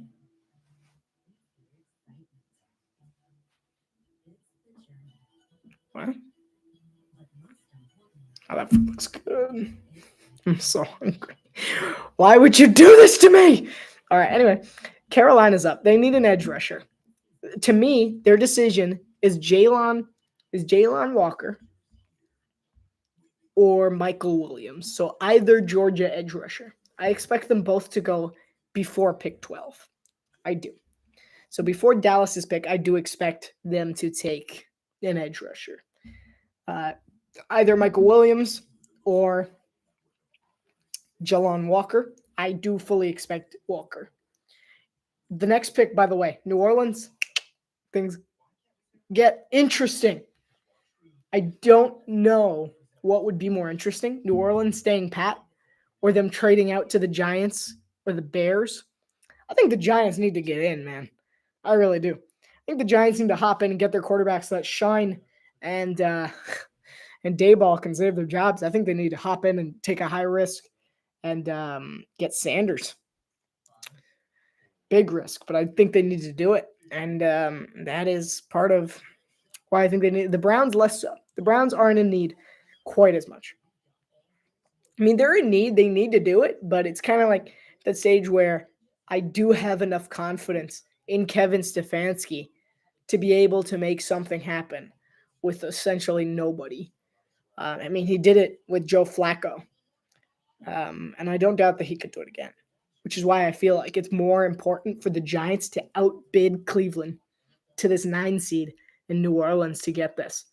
So for Carolina, Jalon Walker, Michael Williams. For New Orleans, the draft busts open from there. So far, things have gone exactly according to plan. According to plan. Very happy. The Panthers could use a running back, but they would have to. I think they should probably trade down if they want to do that. They did get a lot of good pieces on the D line there, less so at edge. Yeah, I think a big need is definitely at edge. So it would make sense for Jalon Walker. Carolina, I'm going to tell you, Panthers fans, if there's any of you Panthers fans out there, let me tell you, be proud of your team. They're on the rise. Dave Canales had such a good first season.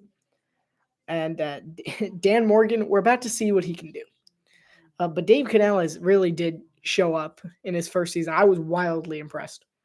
We're about to see who Carolina is going to take right now from just outside Lambeau Field.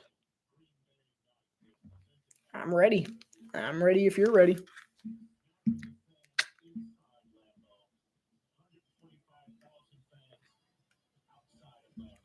They were 5-12. They seemed like they were a lot better, honestly. Got Dave Canales to the left there, and I believe that's Morgan on his right. On his left, our right.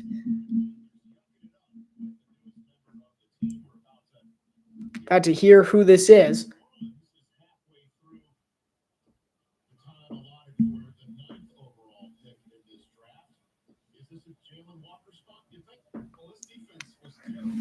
I mean, the defense was terrible. I mean, like for people that are saying they were 5-12, I actually didn't know that, but they were a good team. I think they did a really nice job improving last year compared to other years. I mean, pick 1 versus pick 8, that's a 7-spot jump. I'm like, let's go. Panthers don't have a lot to be happy about, okay? Celebrate this one.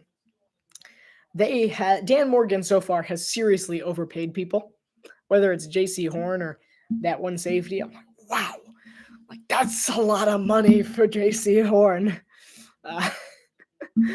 But definitely interested to see how this shakes out. I think this is a Jalon Walker spot.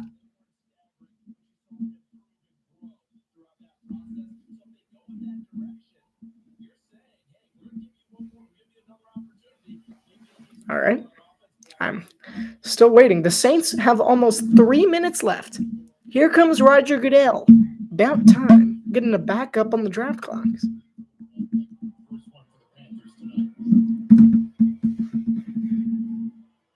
the 8th pick in the 2025 NFL Draft, the Carolina Panthers select Teneroa McMillan. Whoa. Oh. Stunner.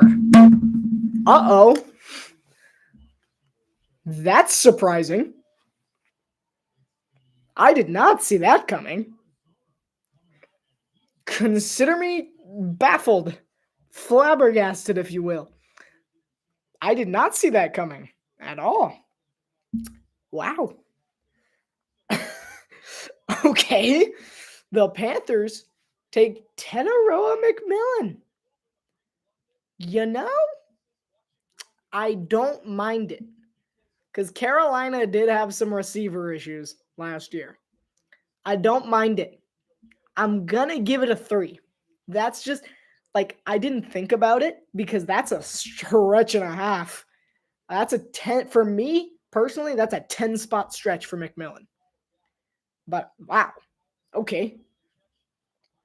I feel like Jalon Walker would have been the better pick, but this is the more interesting pick.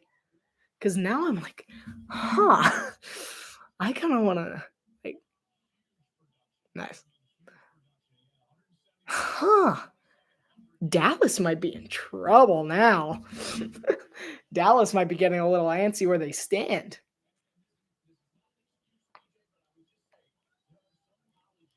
Nice. I like his style too, like that. I do like Teteroa McMillan. Like, I feel like he would have been incredible in Seattle where I had him. Oh, that's cool.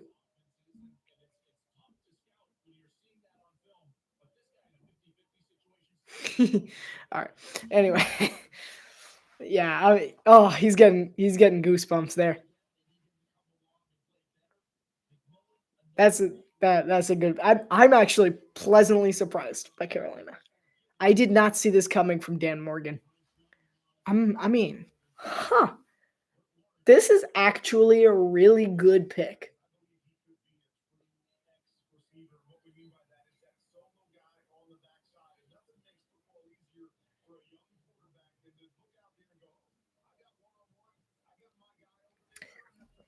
Okay, I'm speechless at this.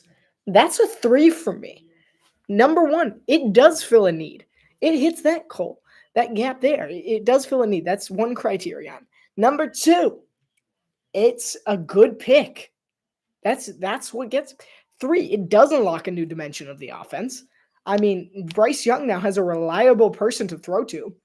I really was not expecting them to go offense, but Dave Canales is an offensive coach, so I'm a little surprised, but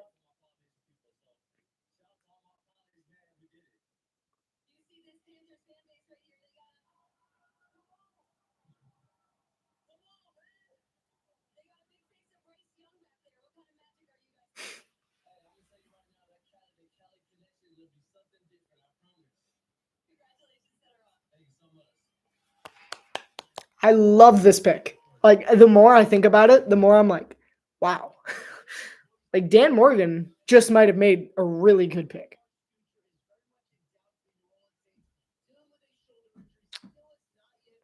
The Saints pick is in, by the way. The Bears are on the clock. But this isn't a remarkable pick. Wow. I'm still in shock. I mean, this is part of the reaction of it. Is just the live reaction, just being like, what? Wow. But that's really surprising.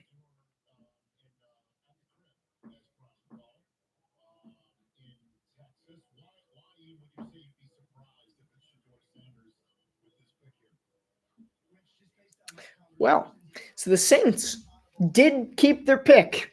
I'm telling you, this was the turning point of the draft. Turns out Carolina was the turning point of the draft. All right, stunner. I'm going to type it in the chat. Stunner of the draft so far.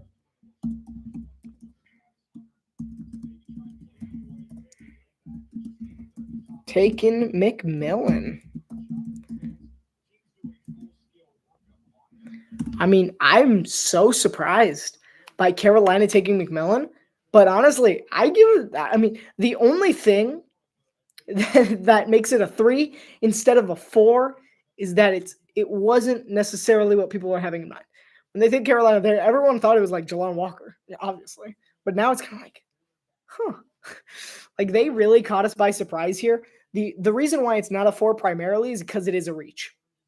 Is that it's a really big reach there. Got Mickey Loomis and new head coach Kellen Moore laughing it up in the back there. The Saints did select someone. No idea who it could be. I'm Jalon Walker? I mean, we're about to find out. With the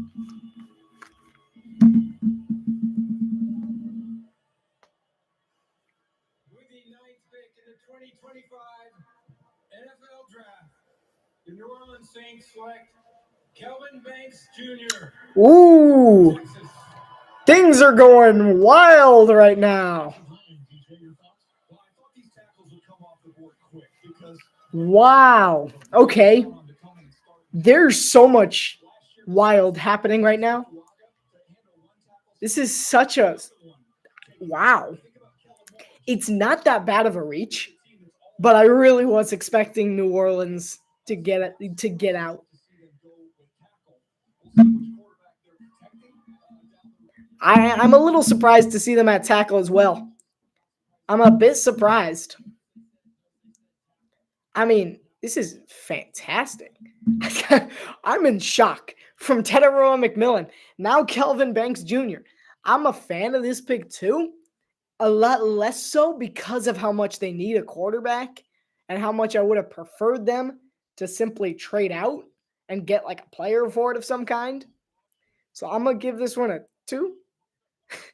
I'm gonna give it a 2 for now. I mean, it's a good pick. Like Kelvin Banks is good, but he's not what I was expecting. So Tedarua McMillan was a pleasant surprise. This one's more of like I mean, that's a surprise, but it's not needed. Like I feel like the Saints, they need offensive line, sure. They don't have anybody to protect. Like I really feel like they needed to trade out of this spot to get a good grade. I'm not thrilled with this pick. Honestly, this is one of like 2 where I'm like, I don't really know. All right. Next up, we have Chicago. I think Chicago could trade out here. Never mind. So Chicago, the place value pick here would probably be Michael Williams, the edge rusher. I'm honestly surprised Atlanta didn't get a little antsy. But Chicago, I'm like, I got no clue. I mean, could they reach like big time and take Omarion Hampton? And stun everyone, take Omarion Hampton. I mean, this is about to be one of the most wild sequences if they take Hampton. What? Because boy, do we have an announcement for you, live from the heart of the NFL draft right here in Green Bay, Wisconsin. That's right, Colleen. The schedule release marks a pivotal moment in the NFL calendar. It sets the stage for a thrilling season. Yeah, this is where we get to geek out over every single game and bye week, the primetime revenge and rematches, those late season divisional dates. They're doing this now? Deciding playoff spots. And who's playing at Lambeau in December? Ooh, we're going to have to find out. You'll find out soon, okay? How about these rookies, the players who are drafted here? What's happening right now? Where do they make their NFL debuts? We're going to find that out as well. Let's not forget the expanding lineup of international games as well as Christmas, Thanksgiving Day. There's so many captivating matchups. It's the best. Yes, because nothing says holiday cheer like watching your team destroy another. So, without further ado, everybody, get it together, mark your calendars, set your alarms. The schedule will be dropped on May 14th. Great. Wonderful. I'll be gone. I won't even be like able to see it. On May 14th. All right. I got to take a picture of this. I took a picture. Oh my God, I remember this somehow. Schedule releases on May 14th. Okay. Meanwhile, the Cowboys are on the clock. Ryan Poles. That was such a lame announcement. Honestly, I'm kind of bummed that wasn't the Bears pick. So Ryan Poles and new coach Ben Johnson. I didn't see Johnson in the picture there, but the Bears are ready for a new era in Chicago. And that starts with this pick. I kind of expected Atlanta to trade up here somewhere and not. I mean, Atlanta might be satisfied with Mike Green. I mean, Mike Green has some promise, but I thought they would have wanted Michael Williams because Michael Williams is someone who I think it would be huge in Atlanta. But we're about to find out what happens here for the Bears.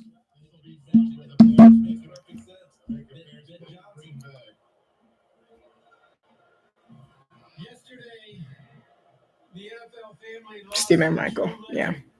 Bears Hall of Famer Steve McMichael. I can't take off my hat, so I'll take off my glasses. During this incredibly difficult time, Misty, please know that you are in our thoughts and prayers. Thoughts? Mongo's Sorry. remarkable contributions to the game and the community will never be forgotten. His legacy will continue to inspire generations to come. 50 years ago, with the fourth pick in the 1975 NFL Draft, the Chicago Bears selected one of Steve McMichael's teammates, and closest friends. Walter Payton, running back, Jackson State.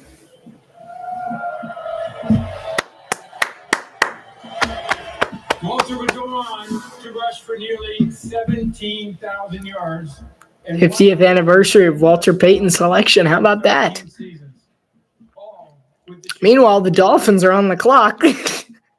Sorry. The NFL continues to honor Sweetness not only for his performance and excellence on the field, but also his commitment to give back to his community with the Walter Payton NFL Man of the Year award.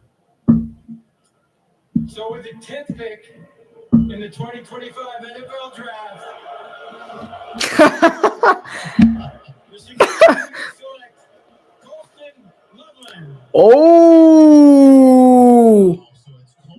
that's a good pick. I had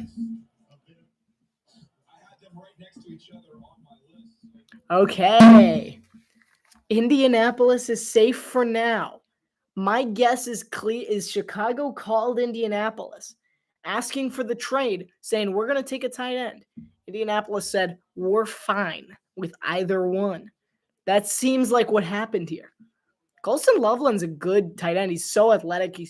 I'm a little surprised. I mean, he's a good tight end. He doesn't add anything to this offense. I mean, he's a good pass catcher. And, Tyler Eifert is his comparison. Okay. It's all right. I give it a 2. I mean, I do like Colston Loveland.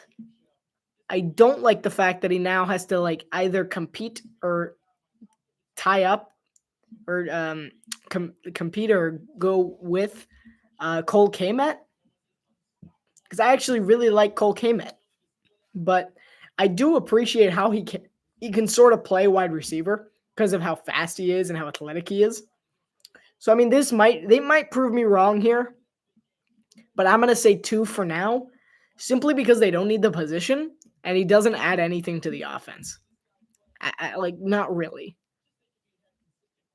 But I'm not surprised that Ben Johnson took an offensive player. So, obviously, pretty interesting. Give it a 2. Yeah. So this is my draft, my margin. Just out the window, gone, destroyed, forget it. I had him sliding so far. I had Loveland to the Chargers at 22. I bet the Chargers are asking for a trade right now. I could assure you that the Chargers might be on the phone with San Francisco, Dallas, or Miami, being like, hey, we need a tight end. I would not be surprised if they try and leapfrog Indianapolis here.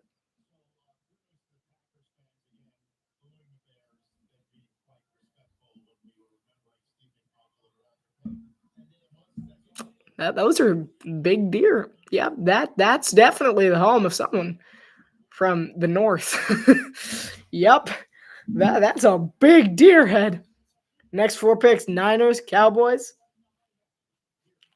Dolphins.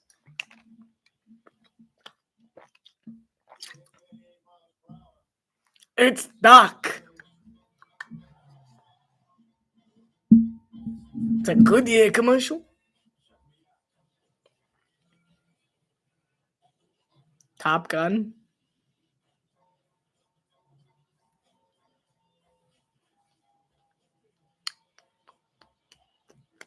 I'm sorry, I'm vibing. Pick is already in for the Niners and well on its way for the Cowboys and Dolphins, I would assume. I had heard rumors about the Bears taking Loveland, but honestly, it didn't make much sense to me at the time. I'm still a little confused. I'm like, I don't know how great this is really going to be. Honestly, out of the stunners, Teteroa McMillan is so far winning. As far as good quality players is going that can actually elevate the offense. It's a cool Goodyear commercial. Not sponsored by Goodyear. Or any of the affiliates of, for that matter.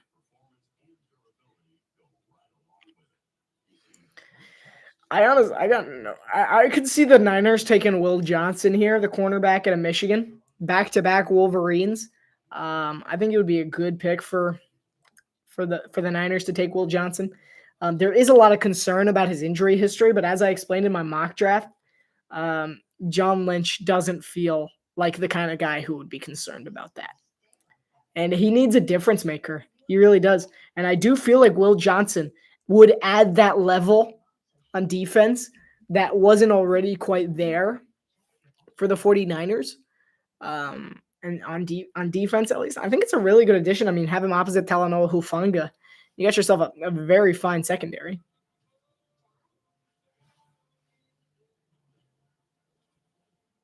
What is this commercial?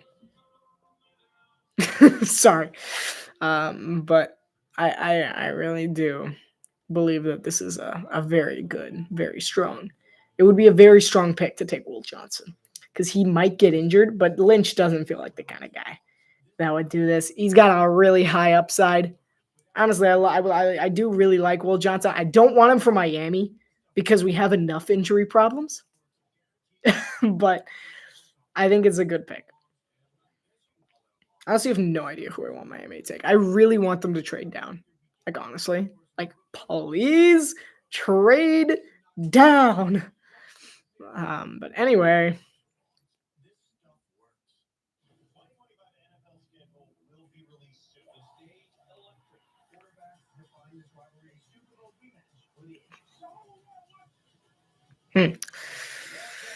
All right. Who do the Niners take here right now? We're back. Green Room built by, not saying the sponsor.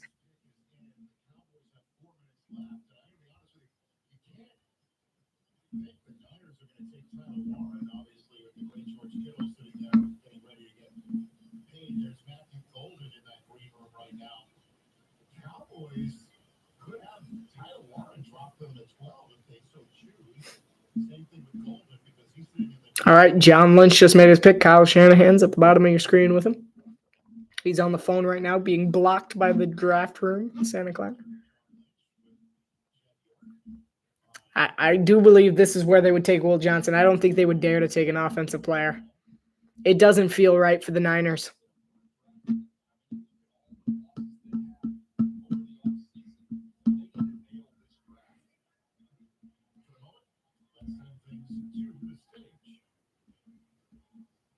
All right, here we go. To the main stage video screens for a special message from United States service members stationed at Yokota Air Base in Japan. Hello from United States Forces Japan. I'm Sergeant Mitchell Johnson. I'm here with service members from the United States Army, Marine Corps, and Navy.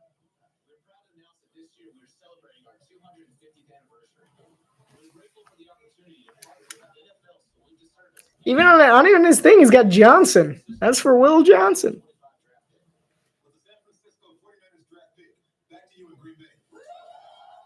Oh, the Niners fans. Wow. Okay. Here we go. So here comes the commissioner now with that pick.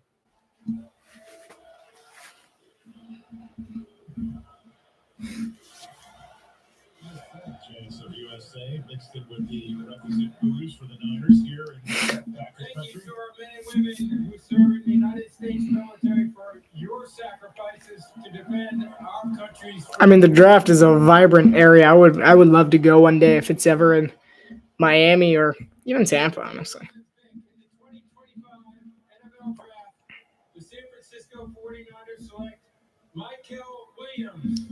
I forgot about him. I forgot he was still on the board. That was funny on my part. Sorry. I was just like, I still think no, the Dolphins are going to take Will Johnson, aren't they? Come on. Trade down. Sorry. All right. Yeah. All right. That's a good pick.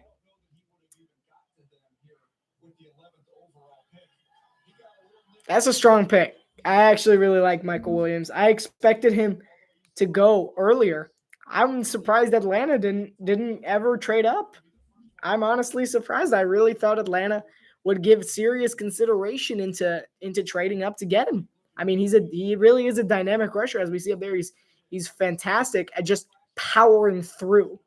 Like he doesn't even have a quick step off the edge. He's just really good at pushing past linemen. And that is the kind of physicality they look for in San Francisco. And he's also got really good vision, as well as you see him just kind of slip through undetected in most places. And this is a really good pick for the 49ers. I would give it probably, I don't know.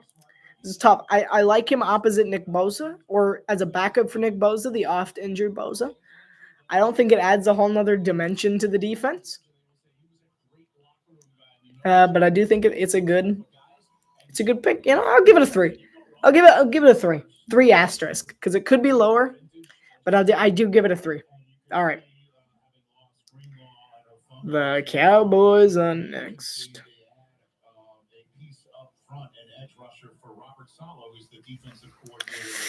All right. Here comes the moment of truth. They were the first team to take it under a minute tonight. Here's Brian Schottenheimer and Jerry Jones slouched in his chair. They look really happy about whatever this is. Actually, Jalen Walker is still on the board. I didn't even notice that. They keep sliding. All right, Atlanta still got options. I'm not surprised they didn't go up then. Who does Dallas take here? All right, moment of truth here for the Cowboys.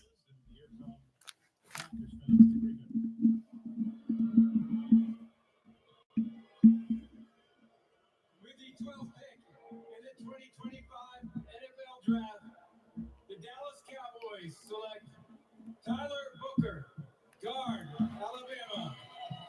So it is a guy named Tyler, but it's Booker. They go offensive line.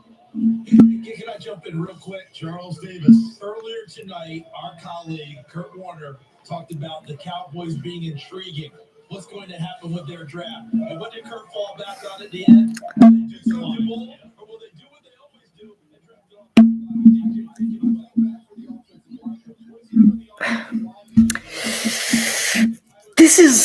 This is a 1. I don't like this pick. I like Tyler Booker. I'm actually really high on Tyler Booker. I think he's a really good offensive lineman, but I mean, I have him projected 28th. To me, this is a 16 spot reach.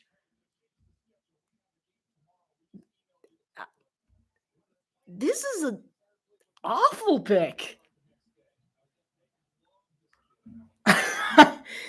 I'm just Jerry Jones. Wow.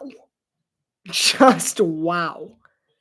What an honestly terrible pick. I'm stunned. I'm honestly stunned.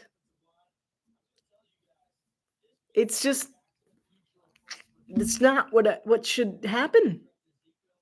This is not boding well for Miami. I will say that. But for Dallas, this is just not the pick. Like, they seem so thrilled about getting a third string backup, because they're not gonna use. I mean, sure, Martin retired, whatever. They have like 7 guards, 7 good guards. They did not need to take Tyler Booker. The Cowboys blatantly ignored all of the warning signs. You see, there's not a lot of completely thrilled people in that draft party. I mean, then again, Dallas fans booed when Micah Parsons got drafted. I know, I was at their draft party that year, and they booed. I'm like, why are you guys booing? But, I mean, just...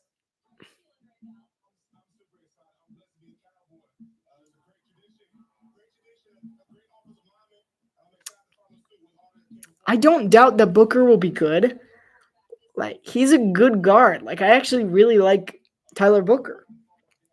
But honestly, I like him better than most of the guards in this class. It's just not what they needed. this is such a bad pick here.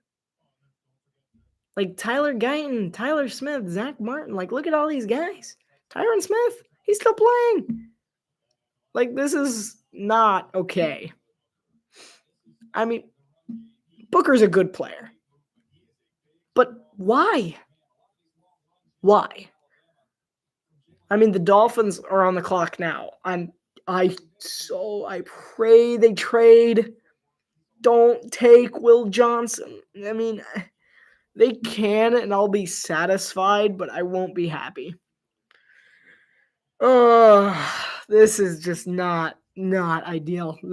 These last couple picks have kind of killed me a bit here. Like, especially this one. This is the worst pick of the draft thus far.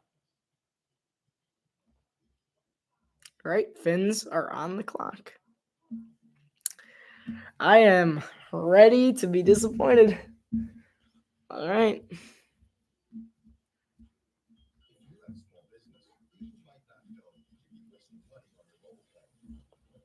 $354. They are taking their time.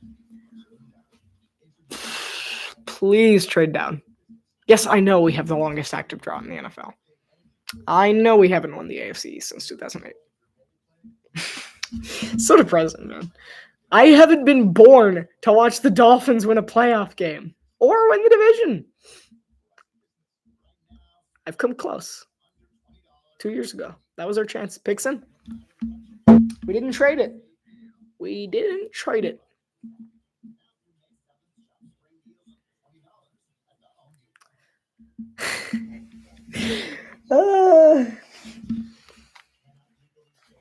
This could be terrible.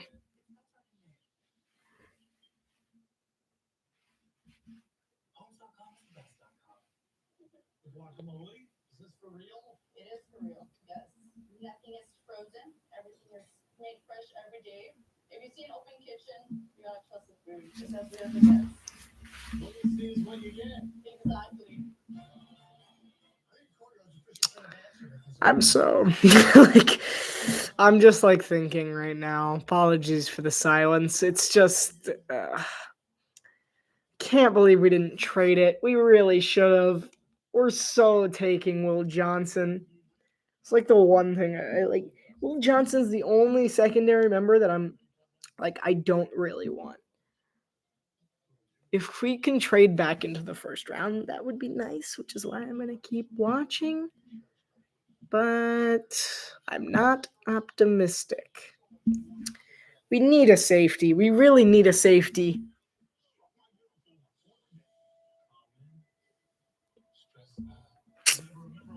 Man.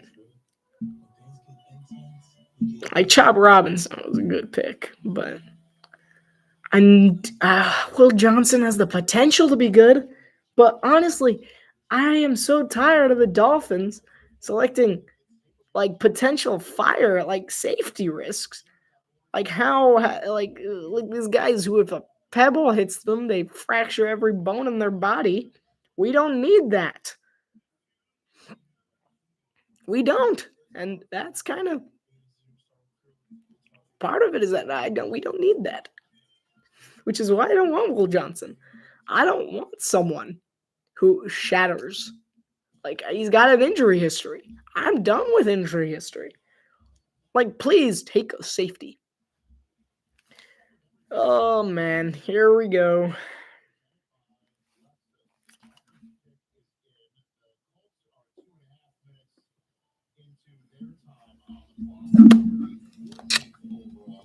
Atlanta is next. Jalen Walker and Tyler Warren.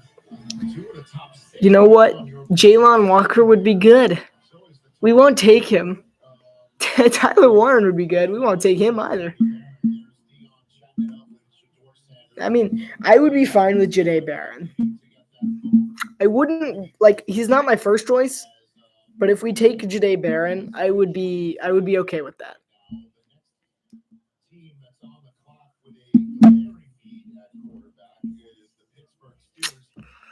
I would be okay with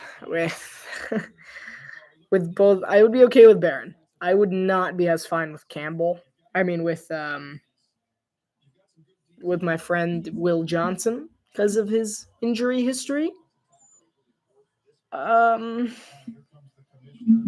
Okay. Here we go. Oh, here we go. With the 13th pick in the 2025 NFL Draft, the Miami Dolphins select Kenneth Grant, defensive tackle, Michigan.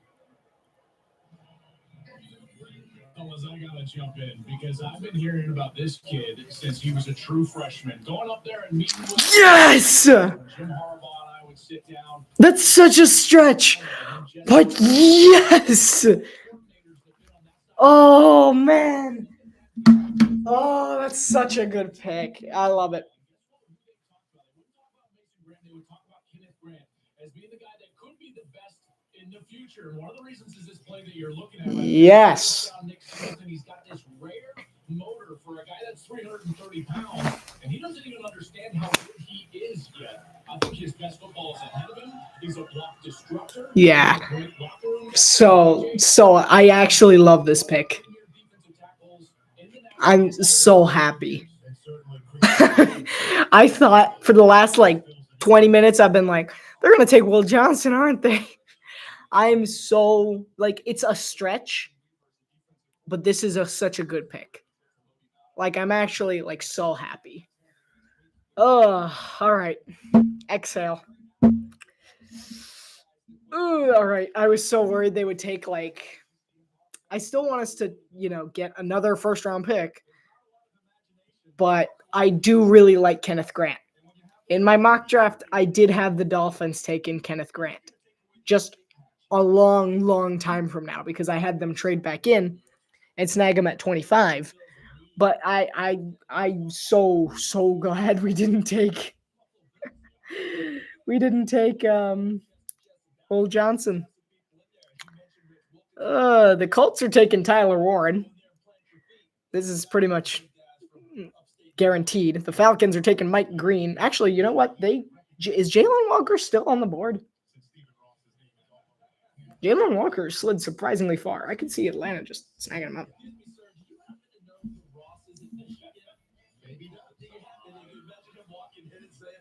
He's probably heard the name before. So the Indianapolis Colts, as you can see. Yeah, I'm a fan of that one. Listen, we were putting Colston Loveland's name in a lot of mock drafts here. We thought Tyler Warren was gone. Tyler Warren's sitting there. I do really, really like that pick. Oh, band.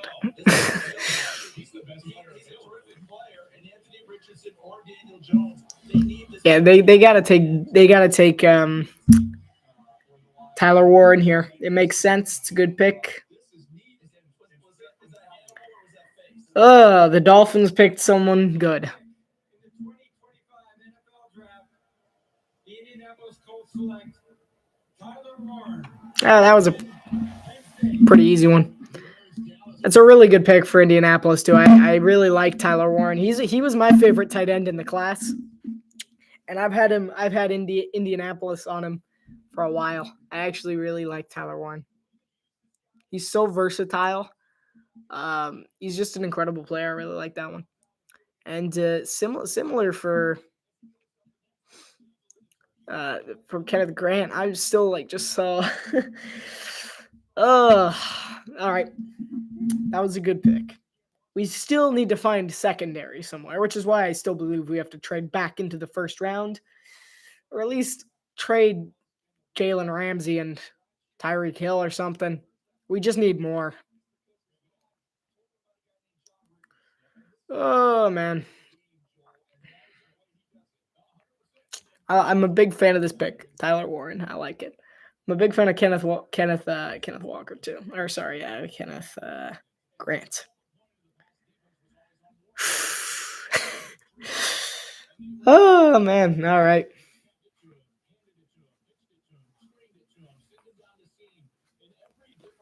I'm I'm happy. I'm done. I'm going to bed. Bye. No, I'm just kidding.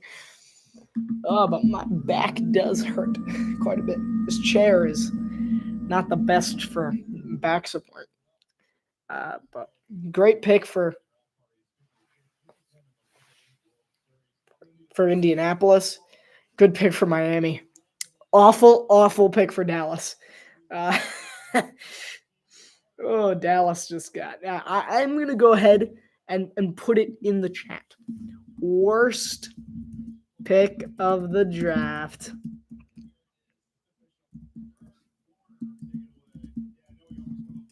Booker to the Cowboys. They already took the reward. I can just I don't even have any doubt.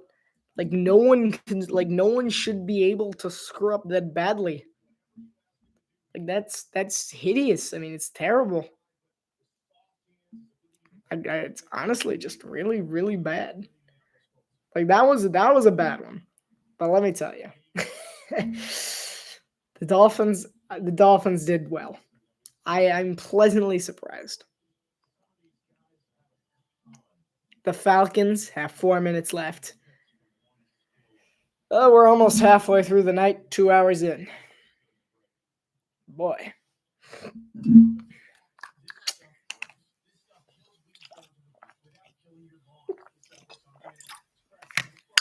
We'll say Kenneth Grant was surprising, but it's one of those really, really pleasant surprises. Oh, we did it. We did something good. All right. Wow. Okay. The Falcons, I could see them taking. I know what they're deliberating right now because Jalen Walker is not there yet. He's not been drafted yet, I don't believe. And they would want him to. I don't believe he's been drafted. I will check real quick. No, yeah. Jalen Walker has not been taken yet. I could see them taking Mike Green as well. So Mike Green, Jalen Walker. I've heard a bit of talk about maybe Derek Harmon, but I feel like the Falcons need a bit more on the edge than that. But wow, okay. Whew. I'm still like, wow. The Dolphins did okay.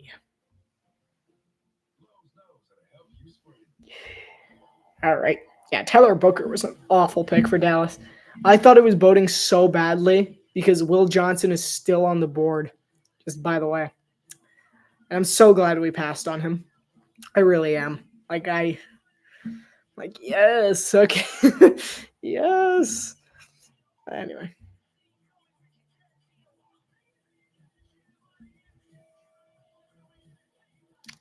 Ooh.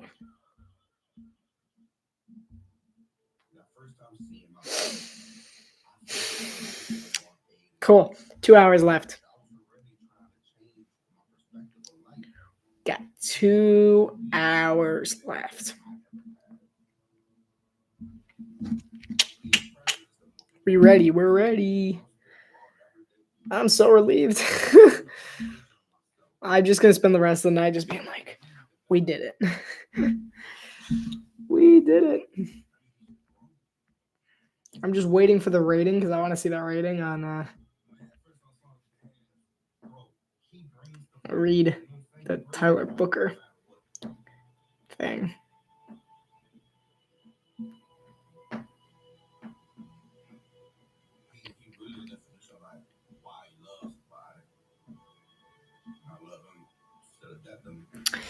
Yeah, I'm not happy with the Cowboys pick. I did give it a 1. I forgot to rank the Dolphins and the Colts ones. The Falcons, by the way, still have not announced the pick is in. But the Dolphins, whew, I mean, we don't know if he's going to add a whole new level of defense. This was a big need for Miami. They have a gaping hole in the defensive line that just got filled. So for me, this is a 3 asterisk because it could be a 4. Could very well be a 4. Arthur Blank's there in the middle there. You see Raheem Morris and the general manager Tony. Terry Fontenot. Got it. be impressed with my knowledge of general managers. Falcons are still winding down. They got Jalen Walker, and Jade Barron is apparently also on the list. I don't see them taking him. It could be really. I'm really surprised that Golden wasn't taken by the Cowboys. Golden was the correct pick for Dallas. They would have gotten a really good grade for that, but they completely failed there. Tyler Warren for me, that's huge. That's the first 4 I've given since the first one. I'm all for that one. That's a great pick by Indianapolis, honestly. Which I know is surprising, but I think it's a really good pick.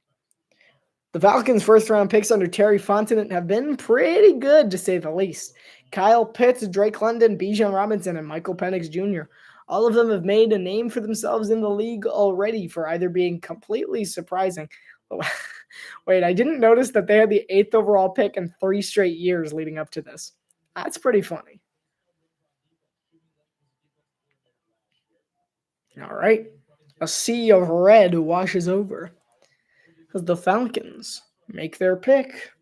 I'm still so relieved about the Dolphins. And I'm really disappointed in the Cowboys because I actually at this point, they're just becoming the laughing stock of the league. And this isn't helping. They still seem slightly laughable, if I'm being honest. 2 hours in. And you see Raheem Morris and Arthur Blank talking with them there, Terry Fontenot. Fontenot. Is it a silent T? Or is Rich Eisen not being smart? Is it a silent T?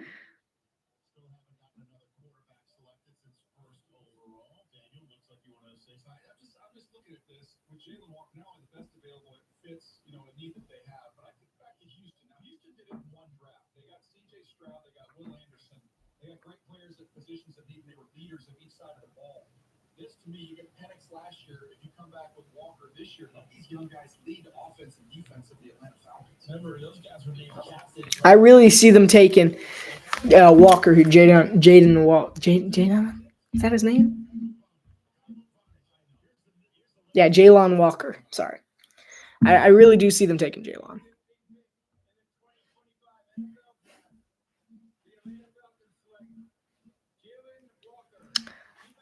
That checks out. You could tell that they were thinking Mike Green for a while, and it's probably what took them so long is just the pivot, being like, hey, Jalon Walker is still here. Let's go.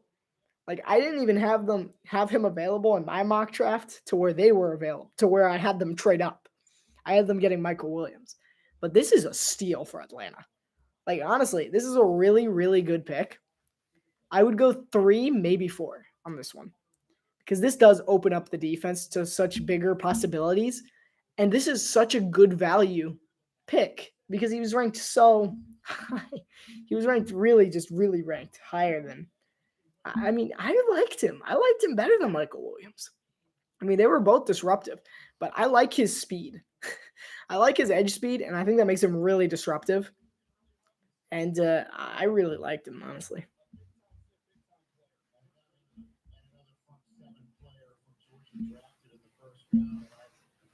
Most D linemen and linebacker drafted in the first round from the same school in a 4-season span. Georgia leads 8. Miami had 7 from 2001 to 2004. Checks out.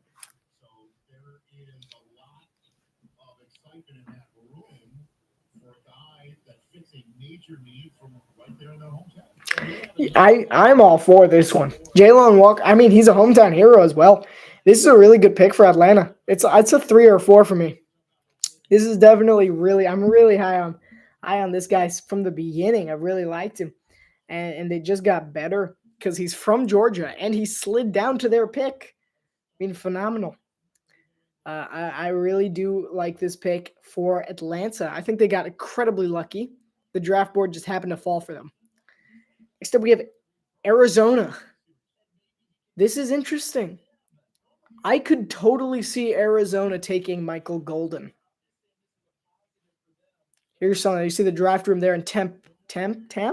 Arizona. I'm going to say Temp. Arizona. And it could be Tempe, but I'm pretty sure it's Tempe, Arizona. I could see them taking Michael Golden. Honestly, right now, I could see them. Immediately, the name that jumps up on my list is Jedi Barron.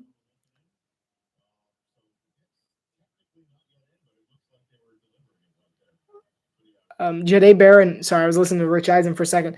Jade Barron really seems like the kind of guy Arizona would go for. They need a leader. They need someone who can come in and make an immediate impact on the team. And I feel like that is Jade Barron. He's got natural ball hawk skills, and he has slid down to their spot perfectly.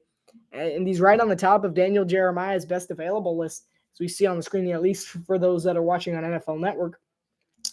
And I'm sure Ossenfort would have settled for a lineman at any time. Like, I'm sure he would have just been fine trading down even. But he's actually Monty Ossenfort has a lot of options. Like where he is, I was not expecting them to have quite so many options here, because he could take a wide receiver, which honestly, combine Michael Golden with Marvin Harrison Jr., you have a really elite young wide receiver unit. That's actually wildly impressive. But Jen, you also have two corners, Will Johnson, Jade Barron. I feel like Arizona would be a lot less likely to take Will Johnson than San Francisco was at 11. So I would not be surprised if they just go ahead and snag Jade Barron. But we will see. If you're just tuning in and you haven't really been paying attention, I can recap. Will Campbell so far has the quote of the draft. I'm going to fight and die if it means protecting that man, in relation to Drake May. Stunner of the draft for me was Carolina taking McMillan. Teteroa McMillan. That was a stunner for me. I was not expecting that one. The reaction was pretty fun, but by far the best reaction was my worst pick of the draft. Tyler Booker to the Cowboys. That was an atrocious pick for Dallas, and it fits pretty much none of their needs. And it felt like Jerry Jones kind of just saying, I own this system. No one can tell me what to do. And I really don't like the pick at all. And as for Miami, I am so happy we took a D lineman. It's actually a good pick from us. It was a bit of a stretch, but it was a really good pick. So I'm pretty happy. I would still like Miami to hop back into the first round somehow, either by trading Jalen Ramsey, maybe even Tyreek Hill. May he rest in peace. I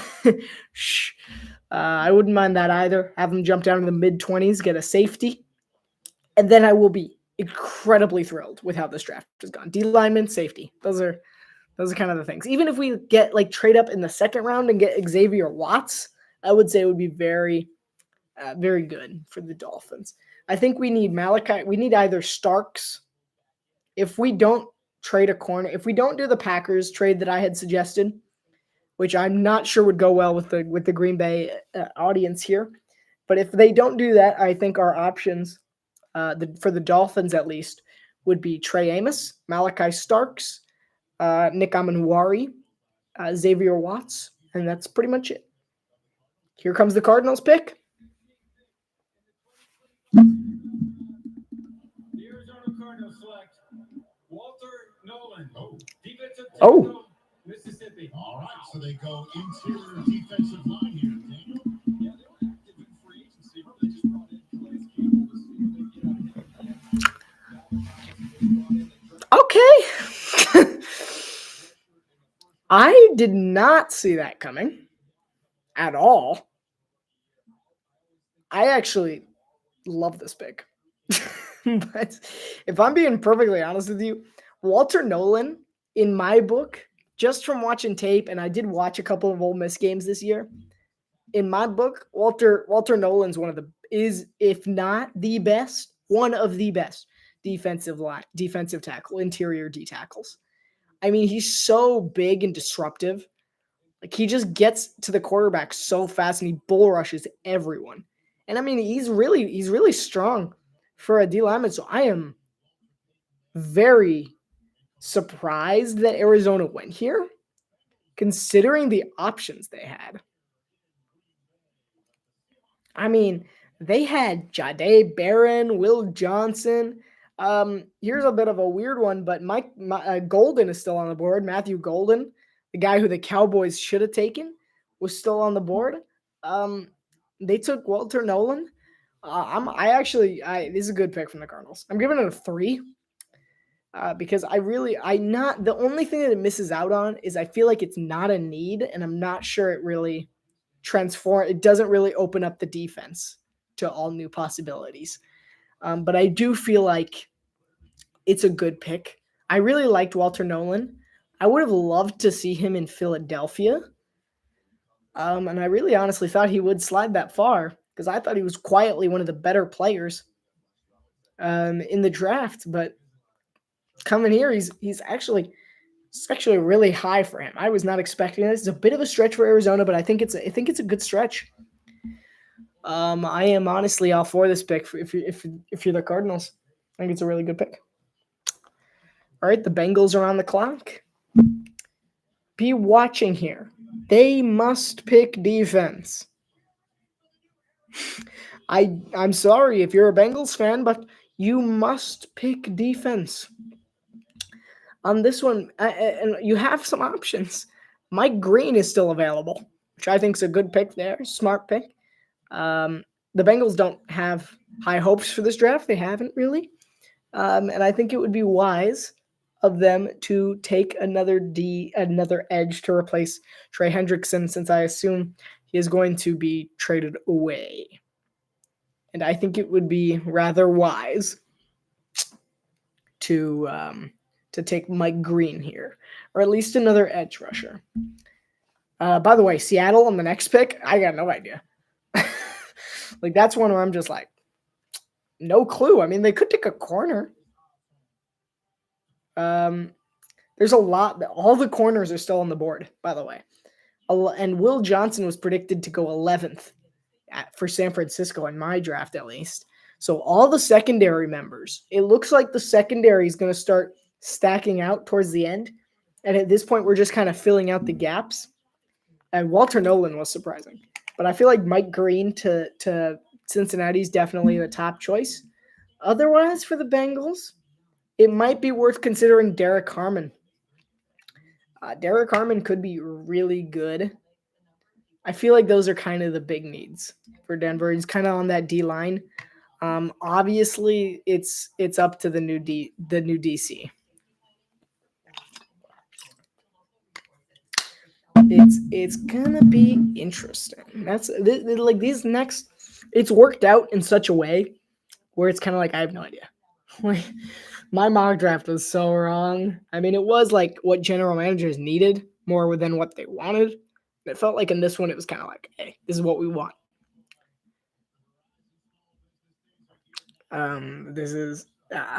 It's kind of unfamiliar territory, especially here in the middle here. It's a little bit undiscovered. We have no idea what's to come.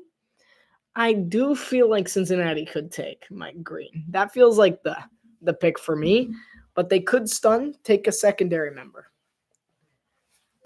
My back is hurting. I don't know why. I've been like stuck in the same position for too long. Just gotta like stretch it out. Yeah, I got like a pinch in my right shoulder. It's weird. Like, anyone's a chiropractor, yeah. Just some suggestions would be great.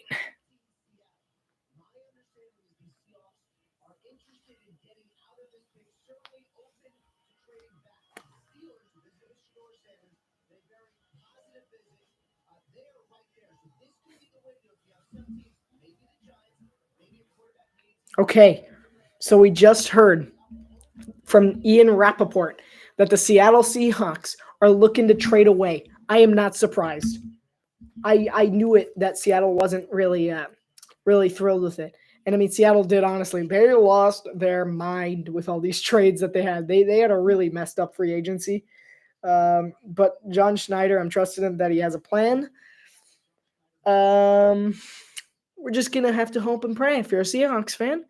But I think it's smart to trade down. I think they're in contact with the Browns and the Giants right now, especially the Browns. Why? There are a few really good wide receivers right at the top of round 2. Luther Burden is right there. I like Jalen Lane. He's not in the 3rd round. I think he's a 4th rounder predicted, but I really like Jalen Lane out of Virginia Tech. And they could just like want to take that 33 and then just take a receiver there, which is understandable. Let's see what Cincinnati says. Meanwhile, as Seattle works out trade calls.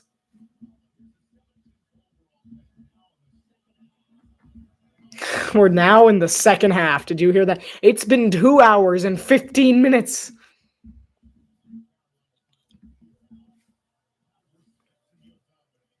Of course. Out of respect for Neil Diamond, you got to finish the song. In the 2025 NFL Draft, the Cincinnati Bengals select Jamar Stewart. Really? Okay.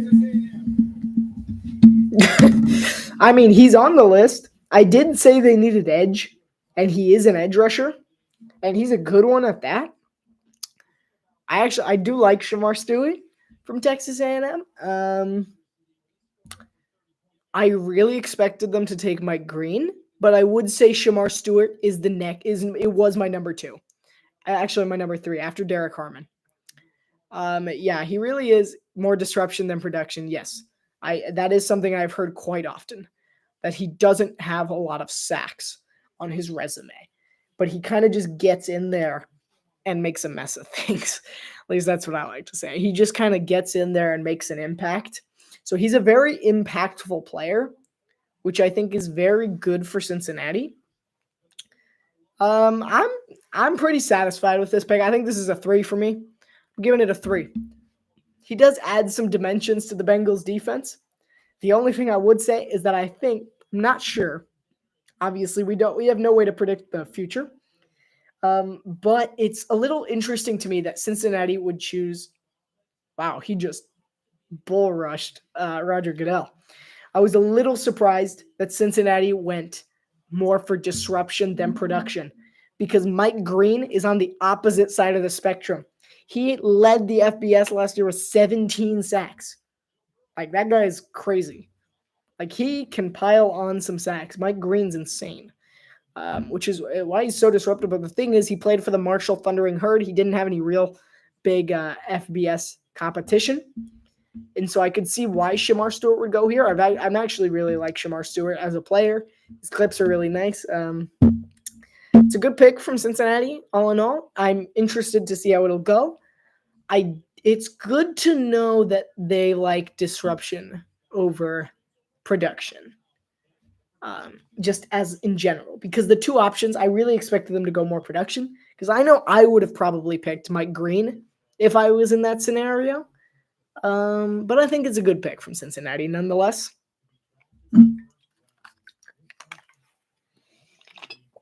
The next commercial break, I might have to run down and make myself another drink. I'm running out of water.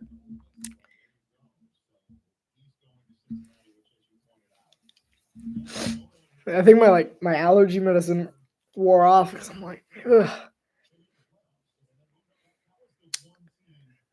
Ugh. All right. The Seahawks are on the clock, and they might be trading. I really need to get myself a chair with a back. I've complained about this before, but the chair I have here has no back. So I'm kind of like, I'm either hunching on the table, or I'm like, hello. And neither of those are comfortable. I like to kind of be like in a more relaxed standing position. It's more fun that way. All right. I do like the pick for Shamar Stewart. I am in general happy with the pick. Let me check out ESPN. I want to see what Marcel Louis-Jacques had to say about the Dolphins selecting Kenneth Grant.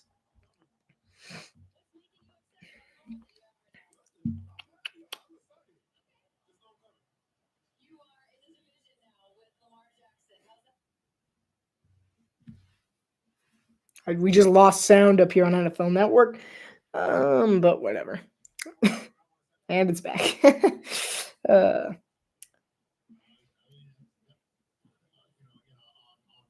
Okay.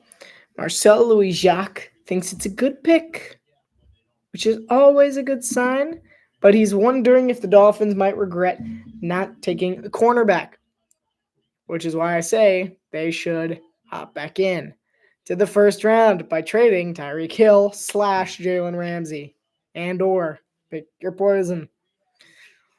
Yeah. See Mike McDonald looking like a guy on vacation in the center of your screen. He looks like he's chilling.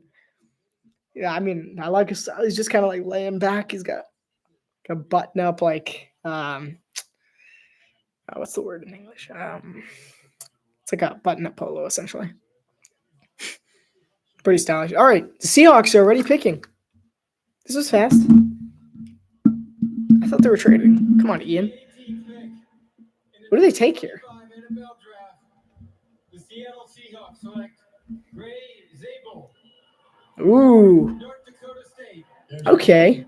Yeah, this is my favorite player in the draft, and there's some reasons why on the screen.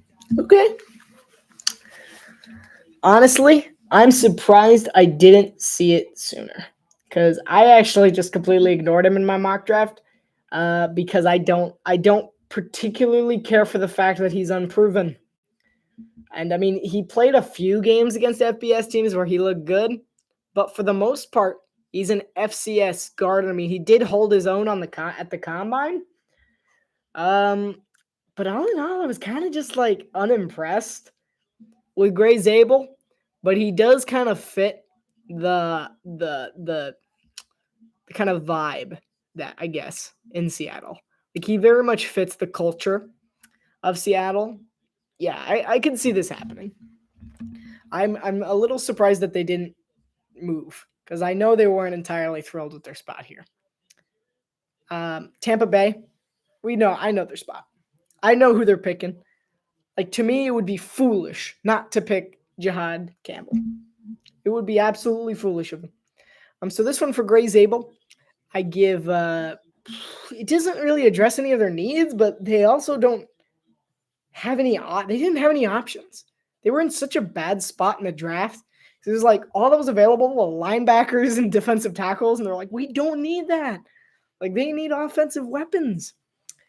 After they lost most of them, so they just kind of like hightailed it out of there.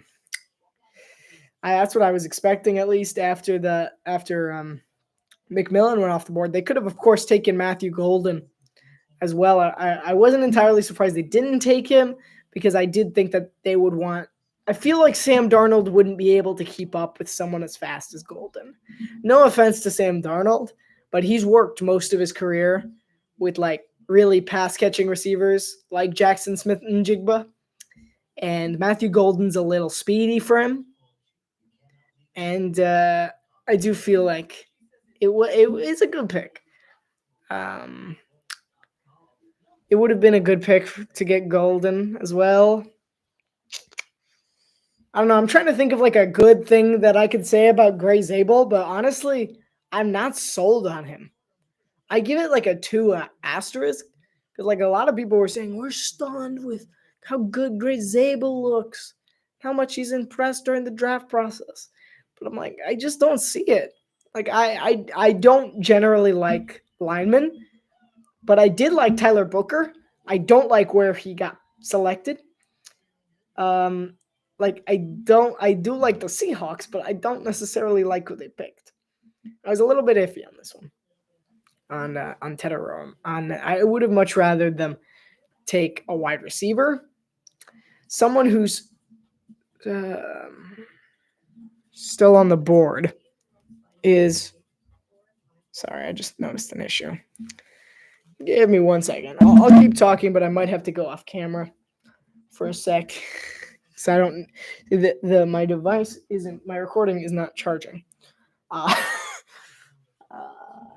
Ooh, okay. I see why. All right, bear with me a moment. Really quickly, Gray Zabel, I didn't really see it. He could be good, so I do challenge him to prove me wrong. But out of everyone in the draft, I was kind of like, he feels more like a second rounder. It was just kind of that feel, and I'm like, he feels more like a late second rounder than a late first rounder, especially a mid first rounder. I was like, I'm a little iffy on it, so I give it 2. All right, the Bucks pick is in. I feel they really should take Jihad Campbell because it's a perfect scheme fit, but we'll see. I'll go plug this in real quick. I'll be back.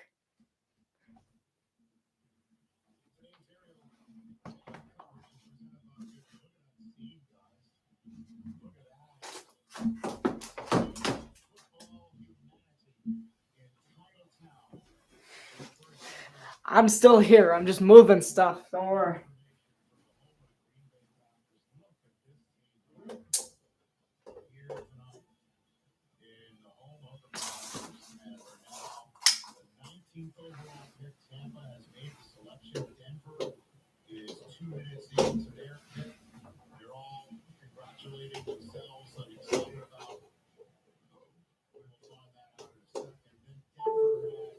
There we go. I fixed it. Look at me. I'm techie. How about that? It's really just a problem with the cords. There was something unplugged. All right. I mean, it would be interesting if they take Jedi Baron here. I could see them taking Jedi Baron, but to me, it feels like more of a sure thing to take Jihad Campbell.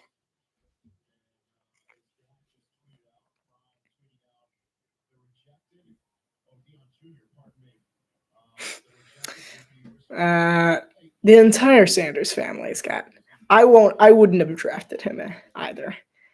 Like, in all honesty, respect to Deion Sanders as a person, yes. I don't agree with the level of pride that is shown by just them in general.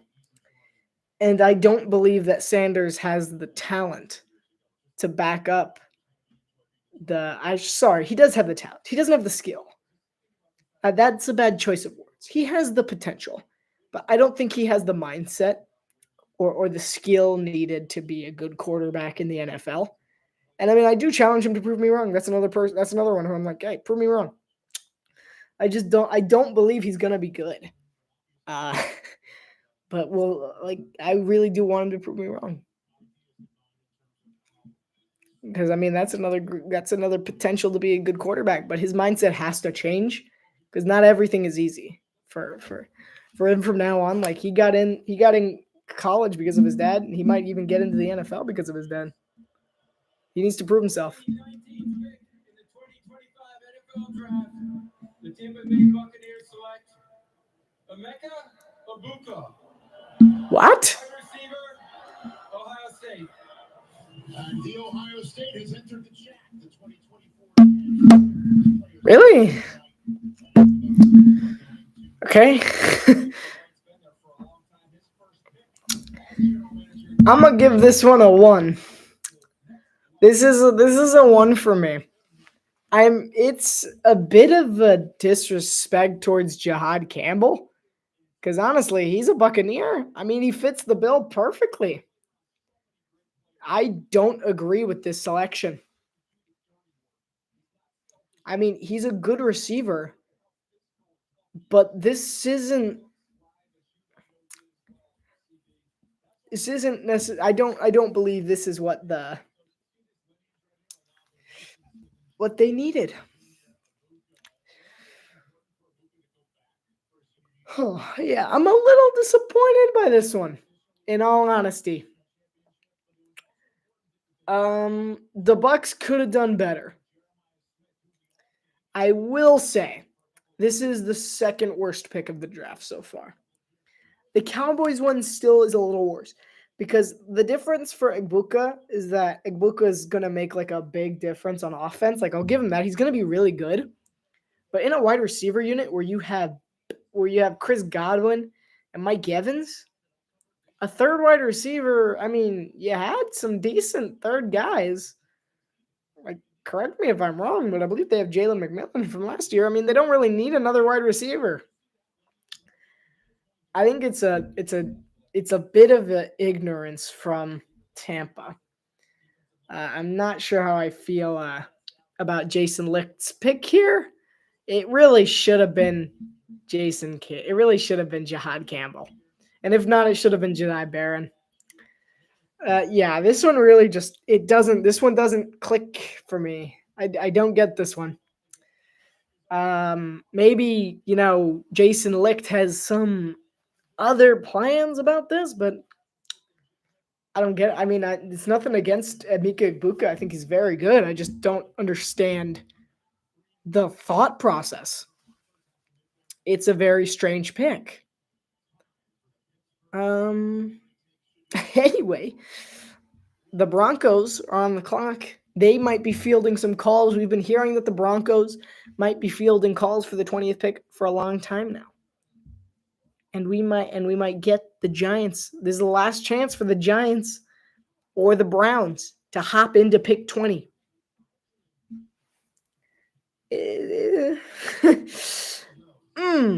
Yeah. That's the second worst pick of the draft there.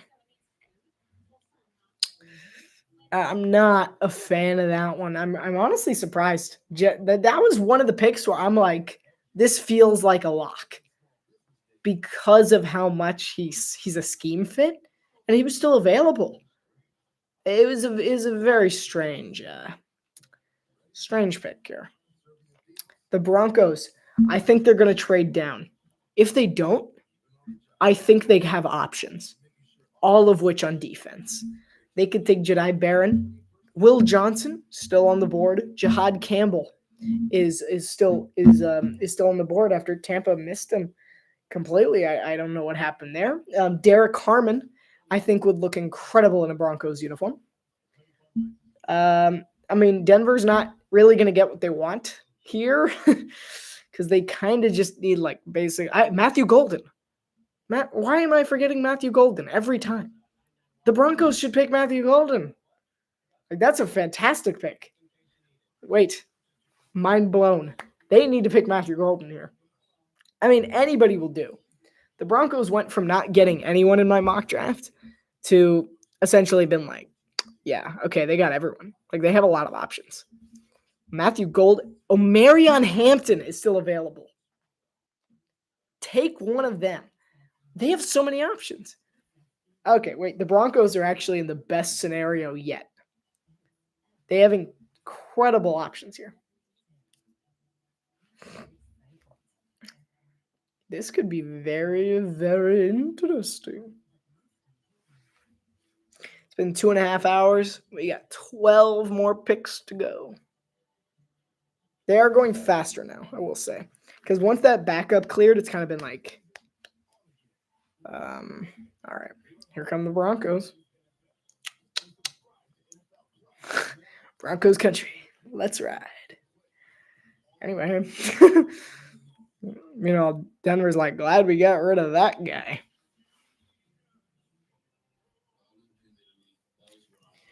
All right, the Broncos still haven't made their pick. They have 40 seconds left.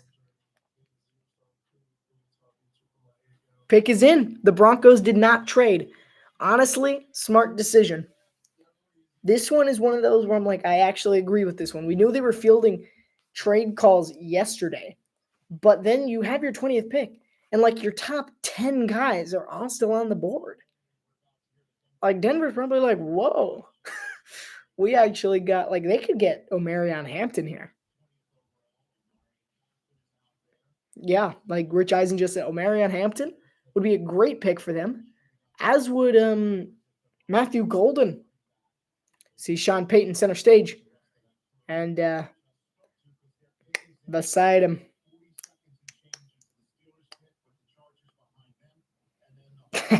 forgot to write down the name of the general manager of the Broncos. My bad. Anyway.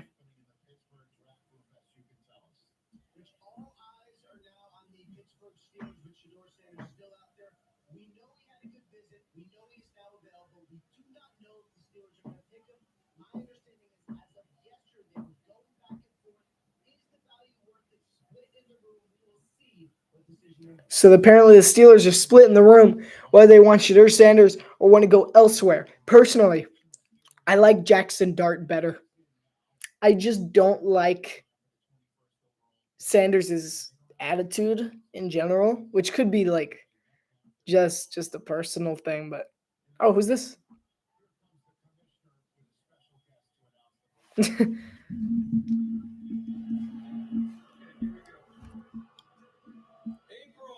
is World Wish Month, and the NFL is proud to support support the life-changing wishes that Make-A-Wish. Is that the Make-A-Wish? Wow, okay. That's a Make-A-Wish Foundation kid. One of those wishes will be coming true right now. Sam is a 17-year-old Broncos fan who has bravely battled cancer.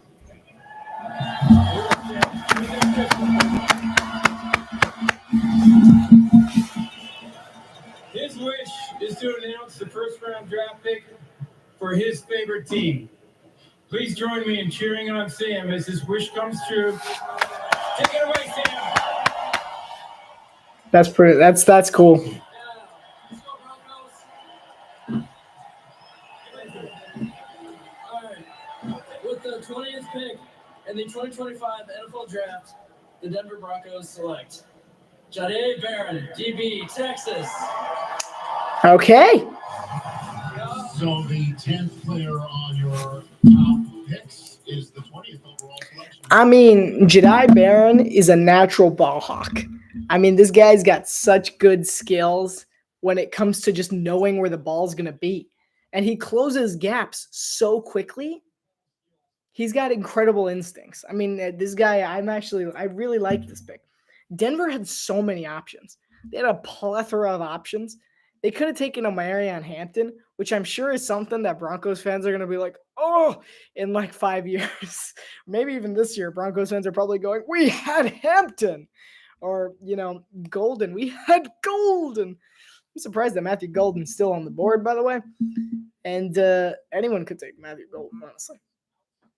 And Jahdae Barron, honestly, it's a good pick. I would have liked anyone.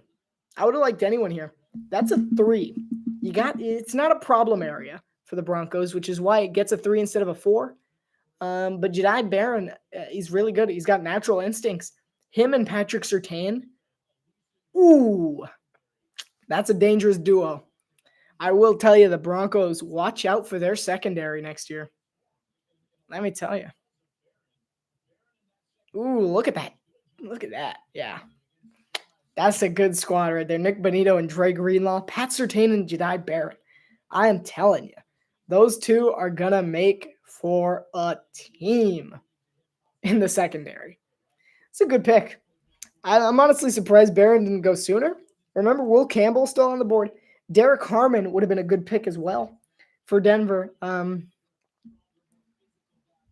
could have said anything. Honestly, there's a lot of people who would have been really great picks for Denver. I'm surprised because, honestly, I thought they were going to get really messed up with the 20th pick. But, everything kind of worked out their way to the point it was like, wow, we really can't pick wrong.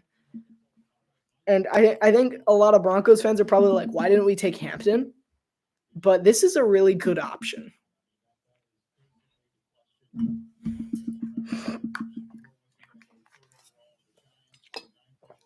All right, the Steelers are up. Will they take Shedeur Sanders?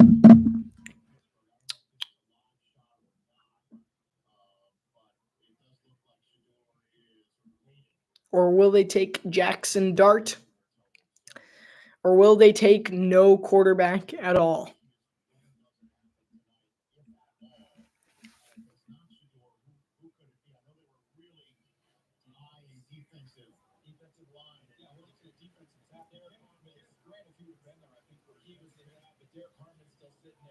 Derek Harmon's still there. Apparently, the Dolphins stole the Steelers' pick at 21. If they had gone with a D-back, the Steelers do want a quarterback. The fans want a quarterback. They do need a quarterback. But do they want it to be Sanders? It is such a bad year to need a quarterback. This is one of the biggest picks in the first round of the 2025 NFL Draft. One of the biggest picks right now. I'm sorry, there's no one here. I'm just messing around. All right.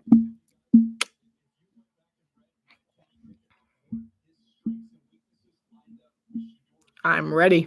I'm ready for the pick.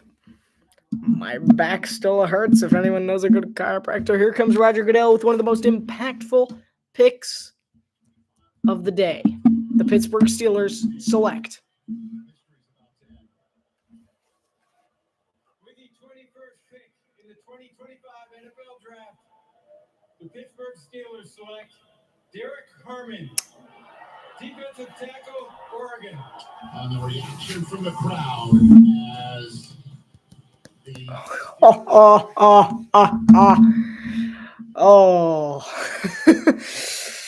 The Giants and the Browns just all like yes, they took such a big risk waiting. But honestly, this is wow. The Giants and Browns may look like geniuses now for just waiting, not trading up. They didn't lose anything. They just And the good thing about the Browns, they can take Sanders at 31 or 33 and then take a wide receiver at 36. Like they have nothing prohibiting them from doing that. And honestly, for this Steelers team, I love the pick. Honestly, this is the best. I think either Derek Harmon or Jackson Dart. Like if they were picking a quarterback for me, had to be Jackson Dart. Derek Harmon is a fantastic pick. I really like that pick. Harmon, he is a dominant defensive tackle. He really is. He's a beast. And there's nothing more I can say about that. People might be surprised, but I have Harmon as the number 1 D lineman on my board. Maybe number 2 now because now the Dolphins have Kenneth Grant. So number 2 lineman on my board. I like him better than Mason Graham. I really do. I think they both exhibit a lot of the same qualities, and I really like Derek Harmon. I think he's going to be really good at Pittsburgh. He really fits the mentality. And it's a really good pick from Pittsburgh. Honestly, it's a breath of fresh air for the Steelers. It really is. It's a good pick. I'm really glad they didn't take Sanders, honestly. It's not a risk that Pittsburgh needed to take. Like, they need a quarterback, but ultimately, Mike Tomlin, if Shedeur Sanders had failed, Mike Tomlin would have gotten fired. But without Shedeur Sanders, without a good quarterback, I feel like they might give him until next year, surely just because of the lack of quarterbacks in this year's draft. I think it's a nice pick. It's nice. I think it's good for them. Yeah, it's a solid pick. I'm not unhappy with the Steelers. I give it a 3. You know, I'm really glad they didn't take Shedeur Sanders. Honestly, I'm kind of hoping Sanders just falls. I see no one else who could select him in the rest of the first round. So I think he just slid out of the first round. Which honestly, yeah, I wouldn't have picked him either. I think he really messed up the interview process. And I mean, I wasn't a big fan of his talent to begin with, but I just don't appreciate the confidence and I appreciate swagger, like kind of like Cam Ward's kind of like calm demeanor. I don't appreciate the pride. That's ultimately what got me. What was Sanders' pride? It makes it seem like he's not gonna be someone you want on your team, someone that's gonna really kind of be the leader that you want to have on your team. I feel like the Browns might regret not taking Hunter. Now that they could get Sanders, they might have been able to get Sanders and Hunter on the same team. But they did not. So we'll see. Next up on the block is the Chargers, who have pretty much no option here. They might take a corner. I honestly have no idea. They might take Omarion Hampton, honestly. Just be like, hey, whatever. Take Hampton. I see no reason why the Chargers wouldn't take Hampton. Oh, that would be bitter for the Broncos. That would be really bitter. Ooh. If the Chargers do take Omarion Hampton, revenge is a dish best served cold. I could also see them taking Matthew Golden, who's still on the board.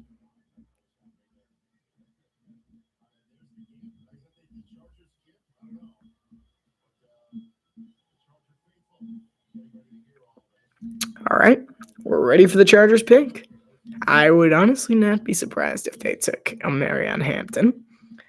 I would also not be surprised if they took Matthew Golden. Those feel like the options here. I feel like Marion Hampton is two birds with one stone. Because it's kind of like they're all looking at the screen. But I feel like the big thing for them is just like the two birds for one stone thing is pretty cool. It's because you get to spite the Broncos. Yeah, for one, and then for two, they get to keep. They get a man. That's a good running back.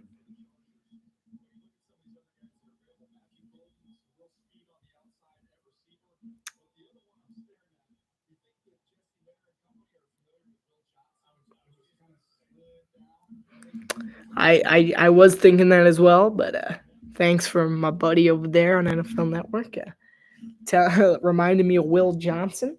We got some good players still left on the board. Like I understand the injury questions with Will Johnson, and I agree with it. But could it be possible the Chargers are trading right now or trying to make a deal?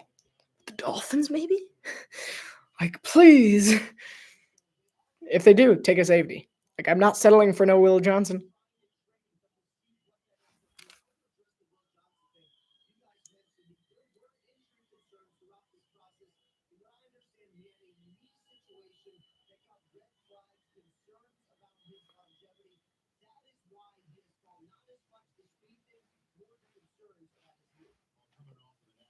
The Chargers are trying to trade.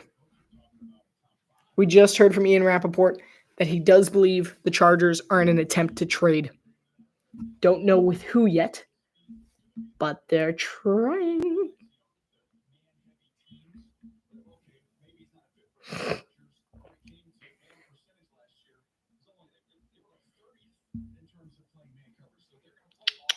Okay. It has been a wonderful 3 hours, friends. I'm ready to go to bed, but we still have 10 picks left. Did the Chargers succeed?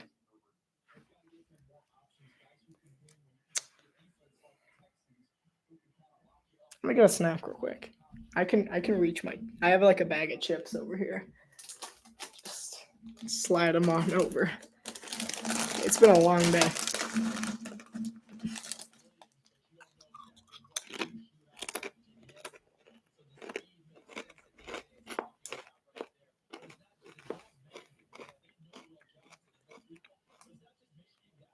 Ten, 9. Are the Chargers about to miss their pick? 4, 3, 2, 1.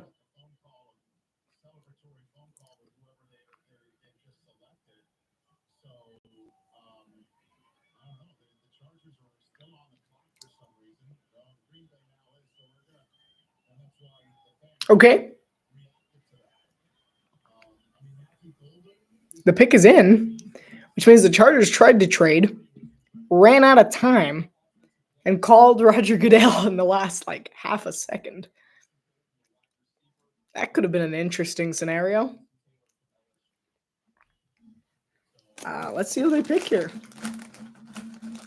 By the way, Mike Green is still on the board. Tight end Mason Taylor as well.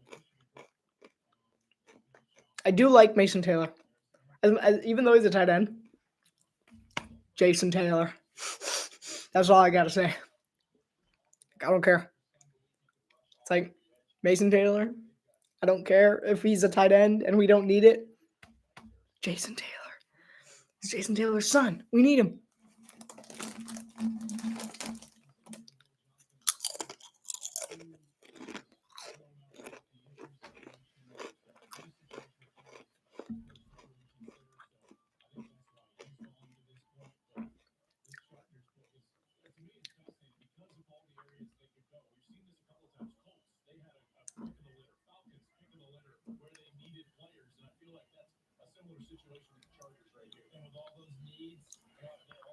I don't know what the Chargers are trying to do.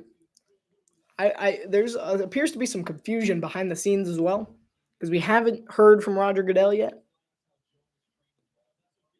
This has been an odd situation here. The Chargers were obviously trying to trade. Ran out of time. Okay, here comes Roger Goodell, which means they did pick somebody. Let's hear it. I need sleep, y'all. Go faster, Chargers. With the 22nd pick in the 2025 NFL Draft, the Los Angeles Chargers select Omarion Hampton, running back. Ooh, it stings, Broncos. It stings. Ooh. Best spite pick. Wait, no, what should I call it? That was bitter. That stings. Ooh. All right, wait. Oh. Well, what should we call it? Well, it's got to be a good name. Best. I feel like spite really is the best one because it was such a spite pick.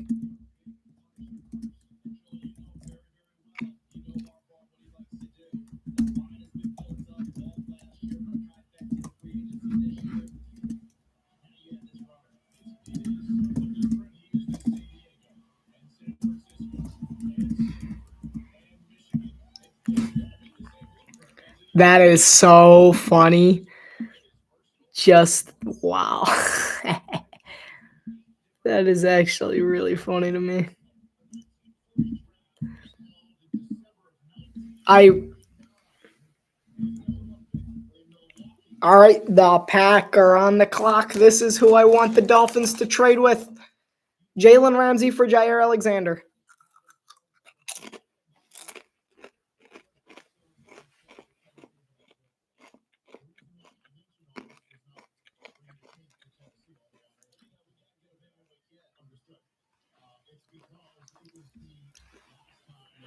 All right.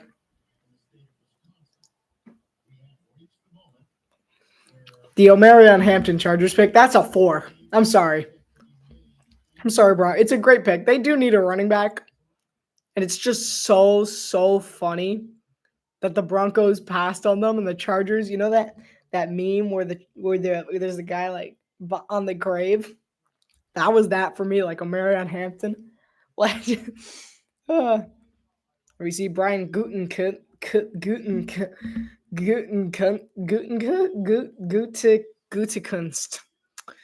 I really shouldn't smack talk the Packers. Half my fan base are Packers fans.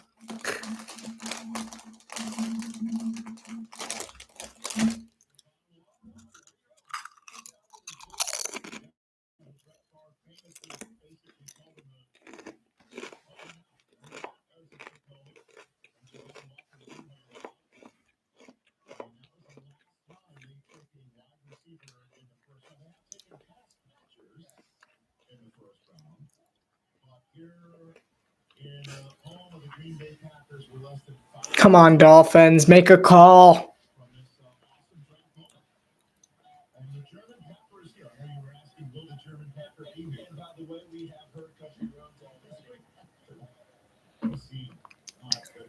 Make a call, Chris.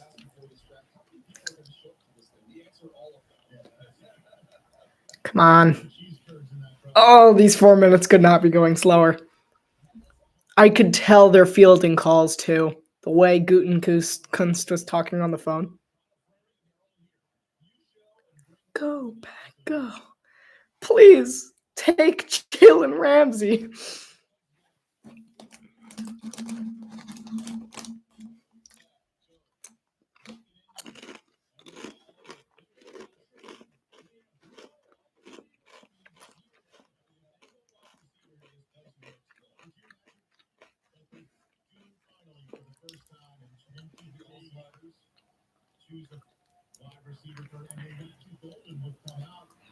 The Packers could take Matthew Golden. I feel like his traits are a little too similar to Jaden Reed. I could see the Packers going a lot of different ways here.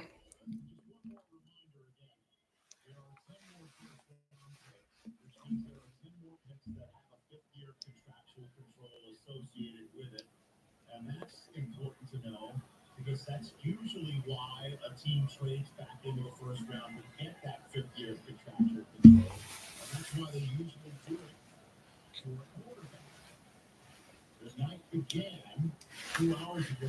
Cam Ward being named. They still haven't made their pick. I'm telling you, there's a trade talk happening. Please be Miami. This is the team that I like. I know it's in Wisconsin and the home crowd isn't going to like it, but I so want Miami to trade here. It's such a fair trade. It's like Jair Alexander for Jalen Ramsey. Beautiful. Throw in the first round pick of the Packers. Dolphins hand them 2 late picks.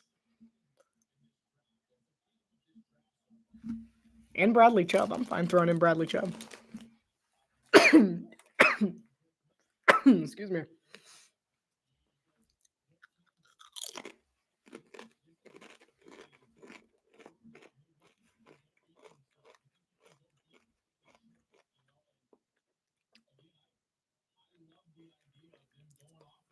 The Packers made a deal.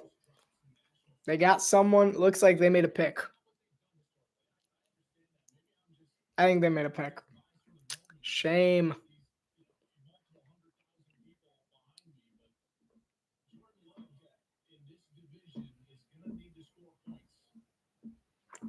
Yeah, I don't know if Matthew Golden's the way to go. It could be, but his traits are eerily similar to Jaden Reed. So I would give it a 2 if they picked Matthew Golden.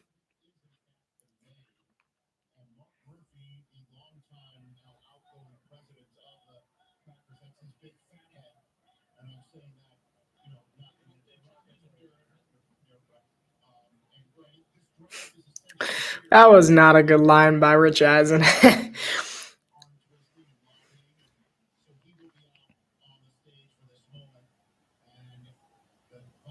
Pick is in.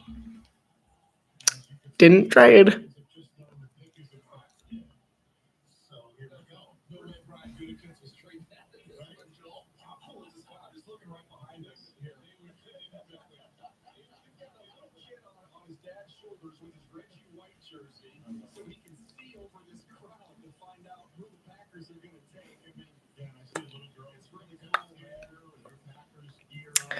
Yeah, I knew they couldn't trade away. I've been like so quiet.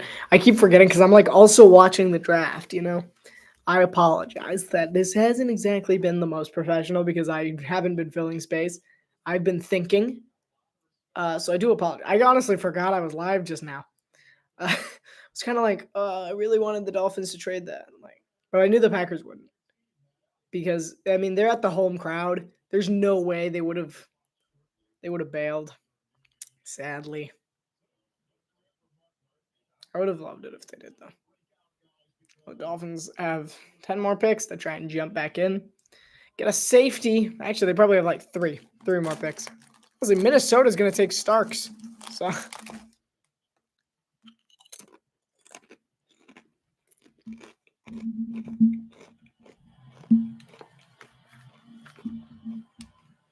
here comes Roger Goodell. Give us the pick. Okay, Green Bay, it's your time.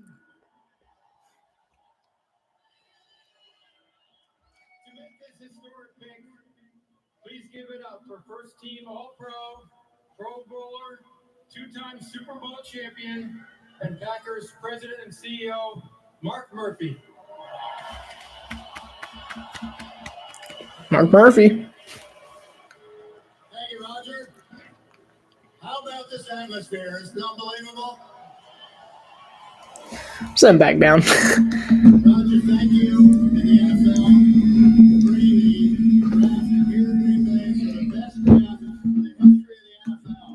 Right here. All right. Packer fans here in Green Bay, Wisconsin, Here comes the pick. and everywhere, because our fans are everywhere.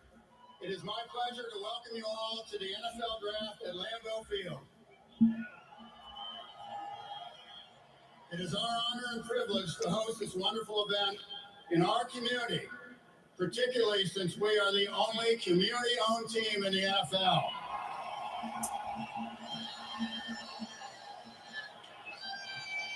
Just out of curiosity, how many of you are owners? Yes. We also have the best owners in the NFL. He knows how to get his fan base on his feet. He is taking too long, though. It's been 3 hours. I forget how long the draft takes. The 2025 NFL Draft, the 13-time world champion Green Bay Packers. For the first time since 2002, draft a wide receiver. Matthew Golden. Matthew Golden, wide receiver. He's here. He's here. I'll tell you what, timing is everything. You wait till the draft is in Green Bay. You go get a man for the green and gold named Golden. You can't script this any better. That's true. This is a good pick, honestly. I do like Matthew Golden quite a bit, and I think he fits in with Green Bay really well. It's just that he's so similar to Jaden Reed that I give it 2 asterisks. So I say that he could be like a 3 or a 4. I think it's possible, but his traits are so similar to Jaden Reed and Dontavian Wicks for that matter. But it's definitely going to be fun to watch him play. Let's have 125,000 people. Let's chant Go Pack Go and have the first wide receiver Pack Go. taken with a first round pick since 2002. That was a good. I like the hype speech. Honestly, I'm a little disappointed the Dolphins didn't trade, but I didn't expect them to. Honestly, we got to trade with the Vikings here. Give them some picks. I fully expect Minnesota to trade out. They might take Malachi Starks, but they got like no picks.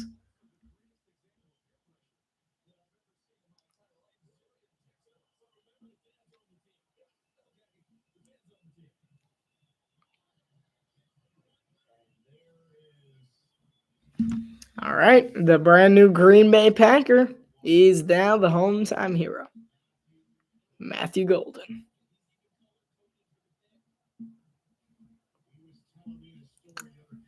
Honestly, it'll be really interesting. I think he could be a 3 or a 4, but for now he's a 2 because of how similar he is to the other 2 receivers in that unit. If he can honestly prove to me that he's better than those 2 guys, he becomes a 3. Like if he's better than those 2 guys, he's a 3. If he becomes the go-to guy for Jordan Love and that offense like clicks into another level and he makes some insane catches, then it's a 4. But I can't say it's a 4 yet, like honestly, because it could very well be that he's just does it like he just fits in with the other 2 and doesn't make a definitive difference for the Packers.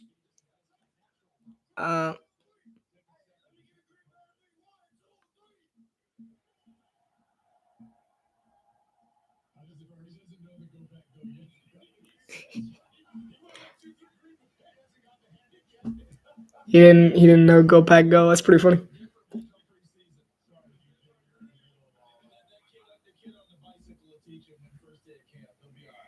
All right, here's Minnesota. Here's what I think for them.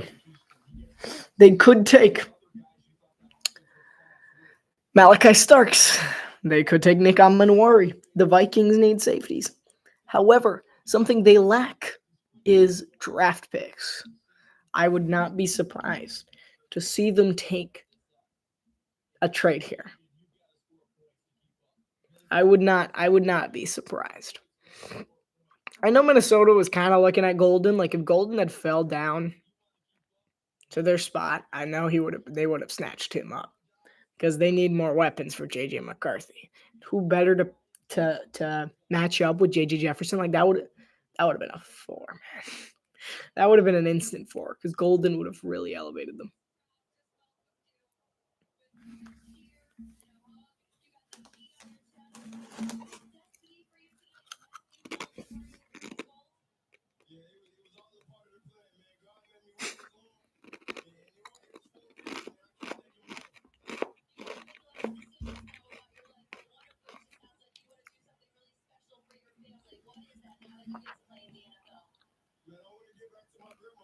Next commercial. I'm going to pop downstairs for a bit, make myself another drink, and I'll be right back up.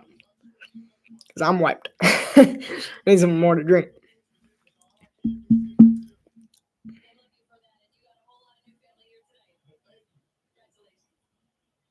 I had Brian Gutekunst on my show yesterday. The guest after him was Matthew Golden. And then when Gutekunst got up out of the chair and Golden walked over to it, they hugged each other like they had met each other. It wasn't for the first time meeting. Had no idea at the time. Sure, it's incredibly painful. I'm sorry, I'm listening to Rich Eisen's story because, like, as much as I do say this is like a semi-professional thing, I am tired. It's been 3 hours and 5 minutes. I am wiped. We got 8 more picks left. Vikings picks already in. I'm guessing they're taking Malachi Starks. Oh, here's Goodell.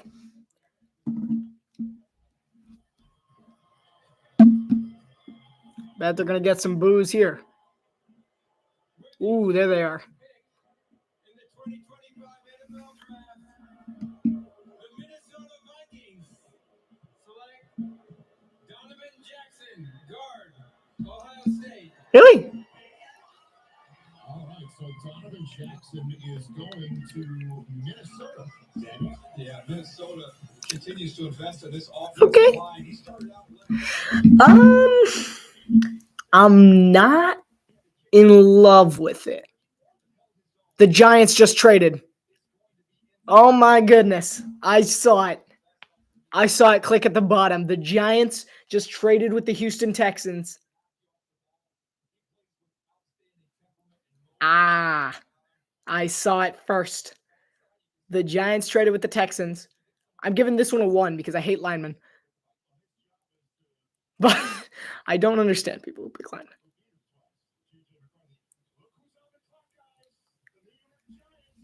I got there before him. The Giants. I told you.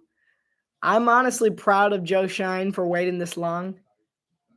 But he's just like, as of now, he's about to get a really risky quarterback. But I approve of it because they need a risk to be able to save them. Because otherwise, they're done. They're fired. Like, this was a much needed risk for the Giants. They're going to take Shitter Sanders here. And Houston was just willing to take the picks and go. So Shitter Sanders, Abdul Carter, difference makers on both sides of the ball. Honestly, if the Giants do take Sanders, this elevates Carter to a 4 and Sanders to like a 2 asterisk. Because, I mean, Sanders to any other team to me was a 1. Like, they got no better. But for the Giants, it's such a good risk to take because of how much trouble they're in. It's like one of those, we need this. Like, and they really do need this. Joe Shine and Brian Daboll. This is something they really need. I think this is incredibly worth it for them.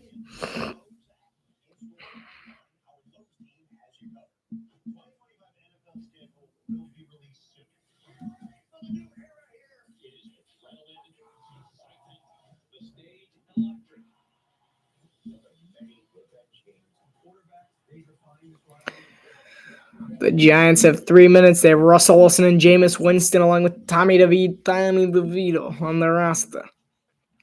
Tommy Cutlets didn't really work out.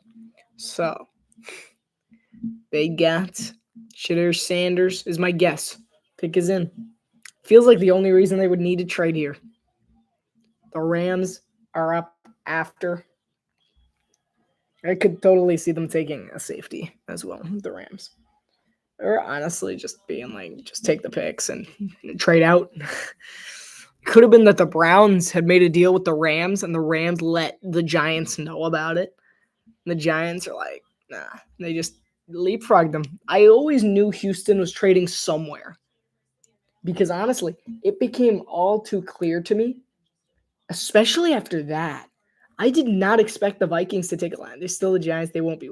I agree with you. I don't think it's going to be good. Either Abdul Carter will be good. I'll give Abdul Carter credit. Shitter Sanders is going to be awful. But I do think this is what, from a drafting perspective, this was what the Giants had to do. This is really what they had to do, because ultimately Joe Shine and Brian Dable are losing their job. And that's just a fact. That after this year, if they do not make a serious push for the playoffs, they're losing their job. And that's ultimately why. And I think it's a good move to trade in and get Shedeur Sanders, who's high risk, mid reward. And I think they just need him to have a good enough season. And here's the trade. Giants get the 25th overall pick. Texans get a second and a third and a 26th third. Wow. Okay. So the Texans are just stockpiling talent. And the Giants get the 25th pick, where it seems to me like they're taking Shedeur Sanders.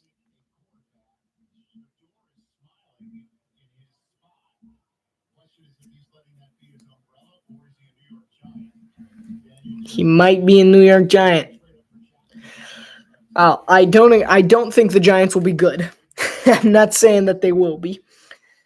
But I think this is the correct move from a manager standpoint. I think this is what the Giants had to do as far as Brian Daboll and Joe Shine needed, because this is their last hurrah. This is one last Hail Mary.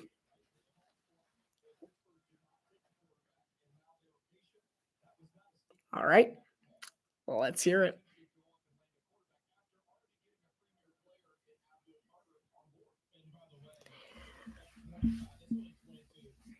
While we're waiting, I have not had anyone to talk to this entire time. I'm glad someone showed up in the chat. If you want to, you can tell me your favorite pick of the draft and then your least favorite pick of the draft. I need water.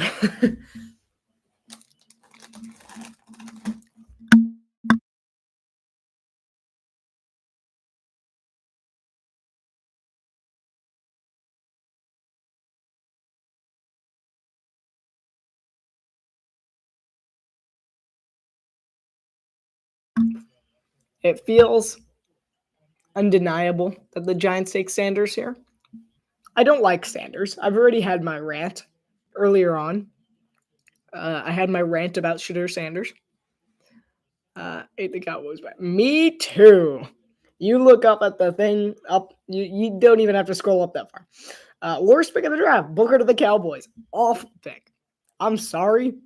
That is, you should have seen my reaction. I kind of want to put it short because the entire thing was just me with my mouth open, just like staring at the table. Like, what are they thinking? All right. The Giants selection. The Houston Texans have traded the 25th pick to the New York Giants. With the 25th pick in the 2025 NFL Draft, the New York Giants select Jackson Dart. Oh! Oh! Oh! Oh, I actually love that pick. I'm not going to lie. He does. And he's a Brown. He is a Cleveland Brown. Shedeur Sanders is a Cleveland Brown. Jackson Dart is a Giant. I love this pick. I did not expect them to pick Dart, but I actually do really like Jackson Dart. He is competitive. He's very tough. Something that I've always found incredible is he's very accurate. Like, he's one of those quarterbacks that loves slants. Like, he loves slants. He loves using the middle of the field, and he's dead precision accuracy. He's able to escape the pocket. We see it up there. He has great vision, mind you. Like, he always keeps his eyes downfield. He's so, like, I actually really like this pick. This is such a good steal for the Giants. I'm really surprised they didn't take Sanders, because I know, like, everyone's all Shedeur Sanders. Amazing job by Joe Shine. Blew my mind, but watch out. I think this, you see Brian Daboll up at the Brian Daboll's little smirk there at the front. Oh, they did. I do see that. The Falcons have just moved up. Why can't the Dolphins get a safety? All right, anyway. Jackson Dart is going to be pretty. I have high hopes for Dart. This is actually a good pick for the Giants. Sorry to all those NFC East guys, but the Giants did not choke in their usual fashion. I'm a fan of this. I did not notice that Atlanta traded. That's very interesting. Are they trying to get the other edge rusher? Because something I noticed not that long ago, they might be trying to get like secondary, but I feel like they don't need secondary. They actually have a really good secondary. To me, this feels like a way to get an edge rusher. This might be weird, but they already got an edge rusher. But the person who I predicted going to Atlanta in my mock draft still doesn't have a. Yeah, I mean, he doesn't, but he didn't really at Ole Miss either, to be honest. But I do like the pick. So the Falcons pick is in. I would not be surprised if they took edge here. So here's something straight. They had no edge last year. They already took an edge rusher earlier on. They took Jelon Walker, which was a really good pick. But if they manage to get Mike Green, or I believe his name is Mike Green, this could be like really crazy.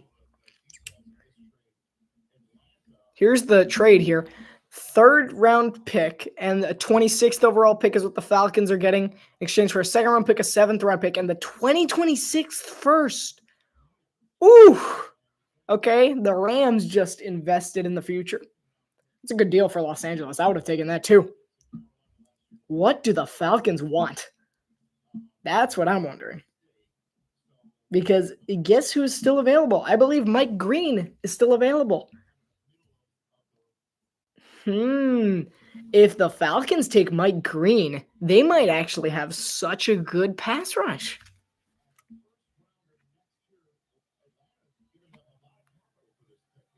I'm very interested here. Imagine if they take Shedeur Sanders. Anyway, here comes Roger Goodell. I'm interested.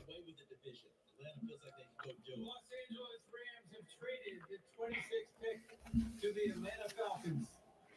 With the 26th pick in the 2025 NFL Draft, the Atlanta Falcons select James Pierce Jr. Okay, they did take an edge. That's a good pick.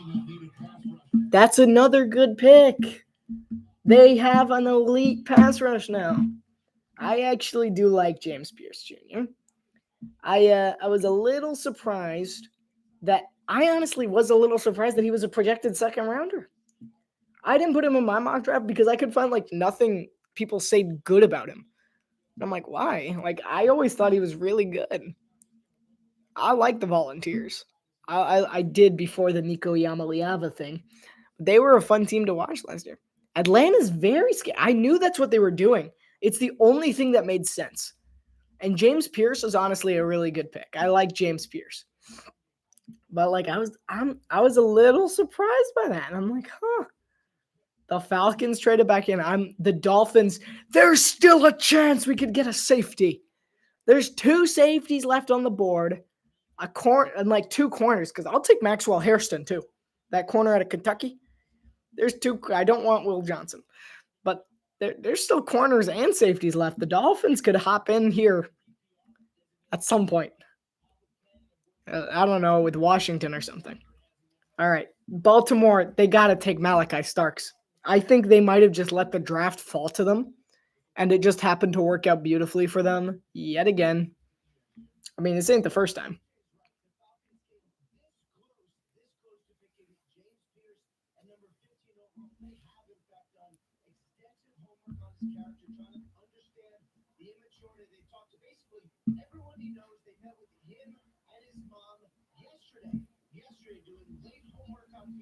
Believe in the culture that Raheem Morris has created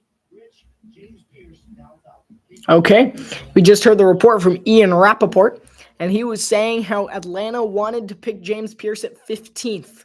They didn't know Jalen Walker was going to fall down to them at 15, but since he did, they decided to put Pierce away. But they did extensive research on James Pierce Jr., saying how much of a culture fit he was in a Raheem Morris team, and that he perfectly fit all the ideas to be an Atlanta Falcon, and now he is one. That's crazy. The Falcons went from no pass rush to 2 rookie, very talented pass rushers.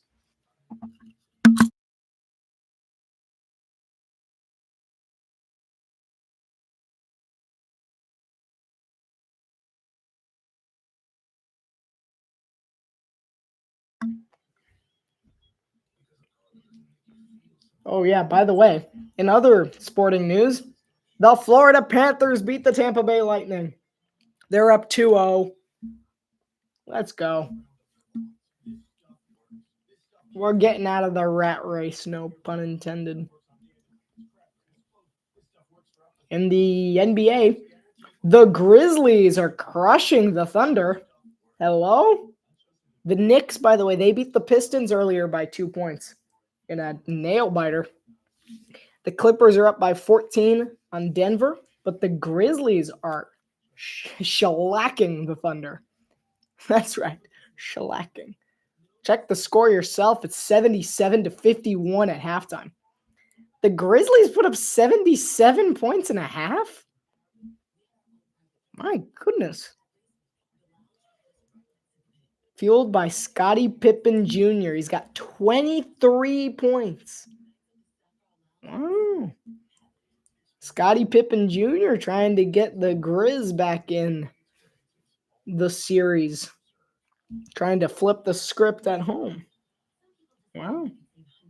Meanwhile, the Nuggets and the Clippers are looking like they're going to have a high-scoring affair as well. 58-40, and they got 3.5 minutes left in the second quarter.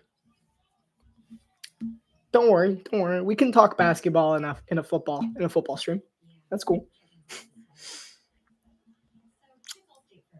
And the Knicks defeated the Pistons by 2. Thanks to Karl Anthony Towns and Jalen Brunson combining for 61 points. Nice.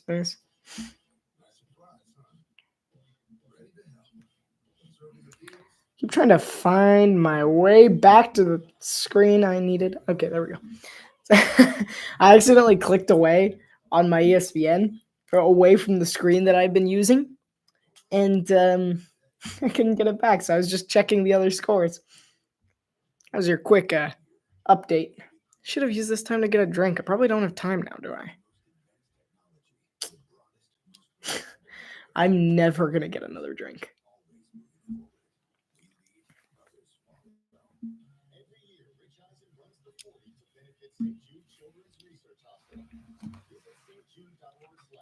Ugh, my back is still hurting from this chair. Need to get like a petition up to get me a better chair. Hey, if we raise $20, I can get a chair with a back. All right, here comes the Ravens. I fully expect them to take a safety. I honestly expect Malachi Starks to be gone.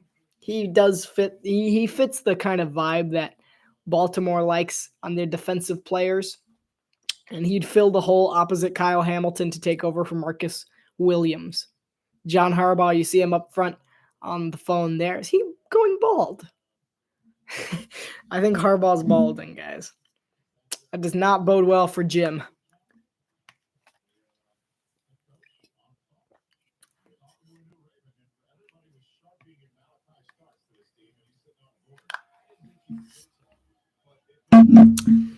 Wow, looks like the Ravens are going to get what they want. Nick Amanwari is still on the board as well. Please, Miami, make a move. I really want Malachi Starks or Nick Amanwari. I actually want Amanwari more. Like, please. Like, I want them to trade with Detroit because Detroit lost their top pick. Detroit actually has like 0 options anymore. Like, they started out in a really good place. I thought they were going to have a ton of people available. By the way, Trey Amos is still on the board at corner for Miami to take as well. Here's Baltimore's selection. With the 27th pick in the 2025 NFL Draft, the Baltimore Ravens select Malachi Starks. Yeah. Defensive back. All right, there goes the first safety. Come on, Dolphins.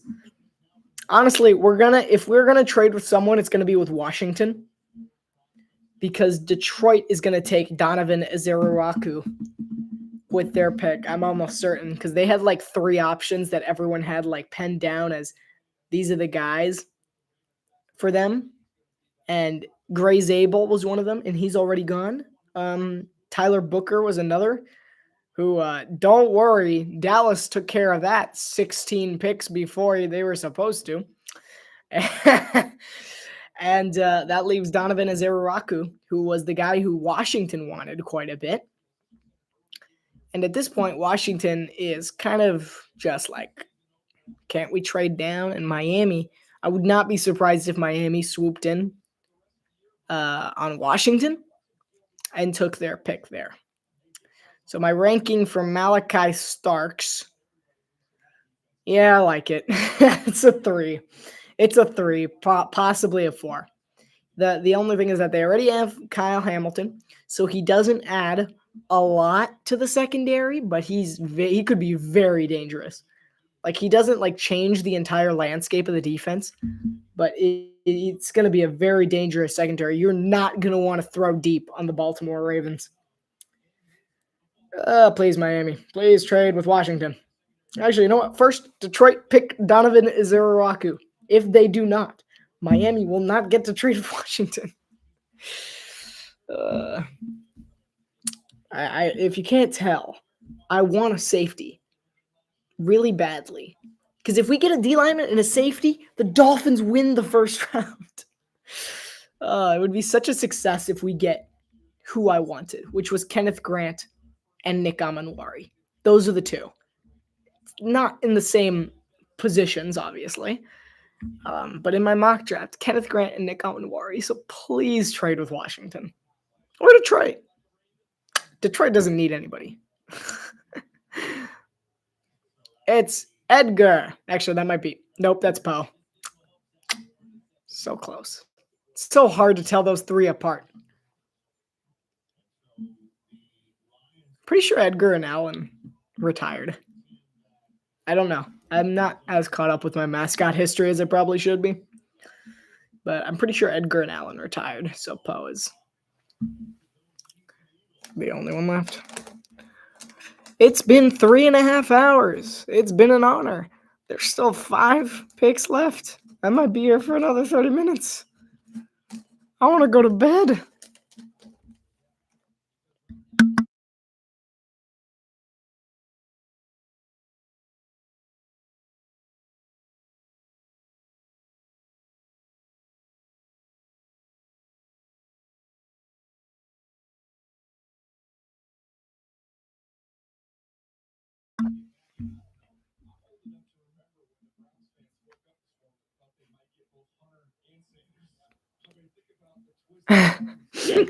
That was funny.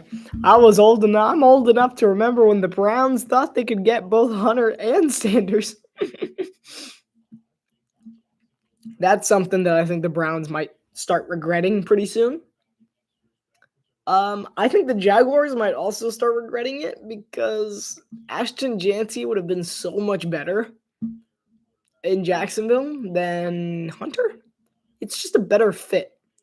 I mean, Janty's going to do amazing in Las Vegas, but that's aside from the point. I think it was a very strange trade.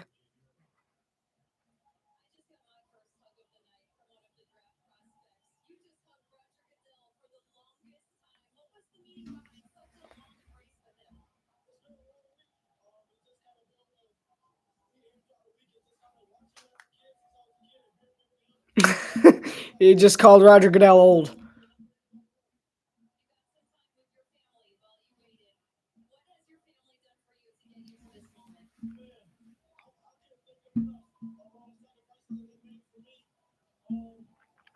I would have liked Malachi Starks.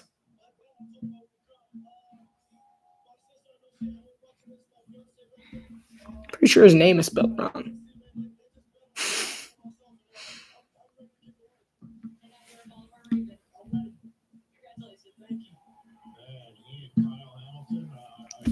That is a dangerous secondary, friends. You do not want to mess with the Baltimore Ravens. The Lions pick is already in.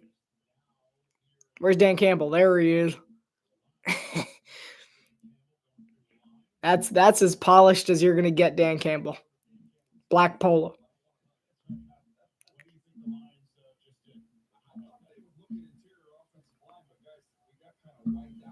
Yeah, I think they're taking Donovan Azaraku. That draft room is terrifying, by the way. Imagine, like, in the dark, you just turn around and you got two blue eyes. Oh, wait, here's the Lion selection. With the 28th pick in the 2025 NFL Draft, the Detroit Lions select Tyleek Williams, Who? defensive tackle, Ohio State. Okay. I'm not a big fan of this one. I'm gonna give this one a 2. One thing is that I said who when they drafted him. This is not good for Miami because the Commanders are gonna get Donovan Azaraku. Then we gotta try and trade with the Bills. Ugh. No, yeah, it's not gonna happen. Unless, we get Howie Roseman's interest with some middle round person, and he's like, I like that guy better than anyone at 32. Anyway, that's not my favorite pick for the Lions. I was really expecting Azaraku or an offensive lineman. The offensive lineman did kind of cycle out. But I was not expecting a mid-second rounder to kind of get upped into the first round. Interesting pick. We will see if it pays off. But for now, I'm gonna give it a 2. Not a huge fan.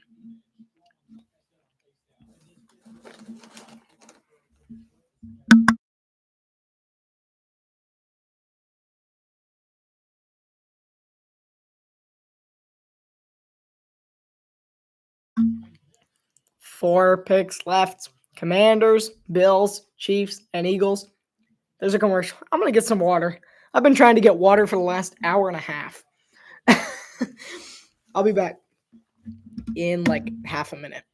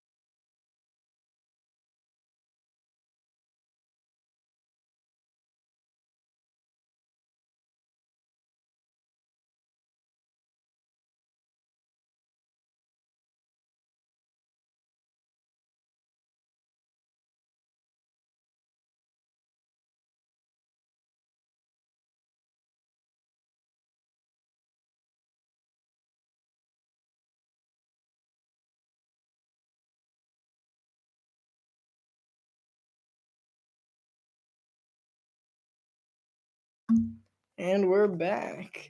And the Commanders have 2.5 minutes and have still not yet submitted their pick, which could mean they're listening to trades from these guys.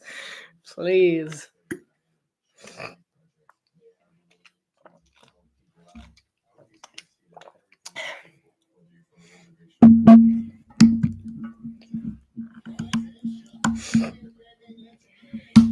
Maybe Mike McDaniel's just waiting for 5 more minutes just because of his whole weird obsession with the number 24. That could be it. That could be why. No, the Commanders pick is in. Okay. I guess I can't be too upset. Got a better player than the Cowboys and the Lions. And not the Falcons. We did not. The Falcons had a good draft. So did the Ravens. Let's see. Who else did we have a better draft than? So I can make myself feel better. We had a better draft than the Broncos. I mean, I didn't mind the Broncos pick because Jedi Barron's good. But, ooh, does it sting that the Chargers took Omarion Hampton? That is going to be so much fun. I mean, I'm sorry to Broncos fans, but it is going to be so funny from an outside perspective to just watch Broncos fans. Like, they are going to have trauma about Omarion Hampton from now on. It's going to be like Omarion Hampton's. He's here, and he's completely destroying us. Oh, someone got a phone. See all those cameramen.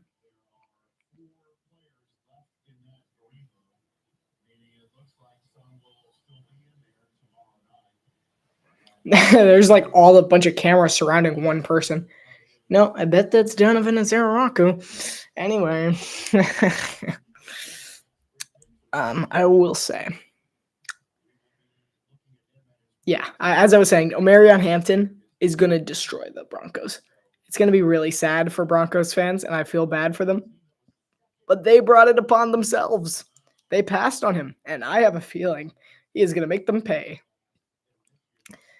And there's the Washington Commanders draft room, which happens to be in Virginia.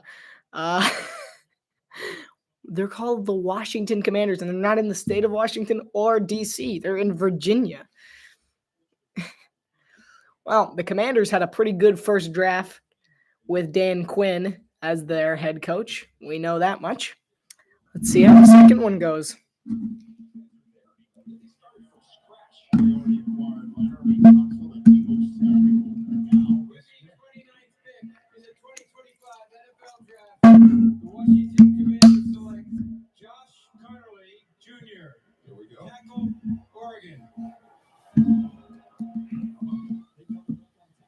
Okay.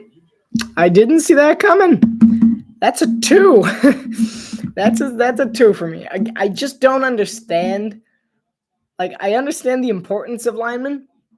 I don't understand the need to kind of, like, you have linemen. Don't draft another one. Isn't Laramie Tunsil a left tackle? Yeah, they play the same position. Why? Okay. It's more like a 1. I really wish they had traded with the Dolphins. They would have gotten Jalen Ramsey then. That would have been so much better than this guy. So much better. What is wrong with my glasses? They look really off right now. Okay, anyway. I'm trying to put them in my head, but they look wrong. We'll go Florida style. Yeah, I'm not a massive fan of this pick, honestly.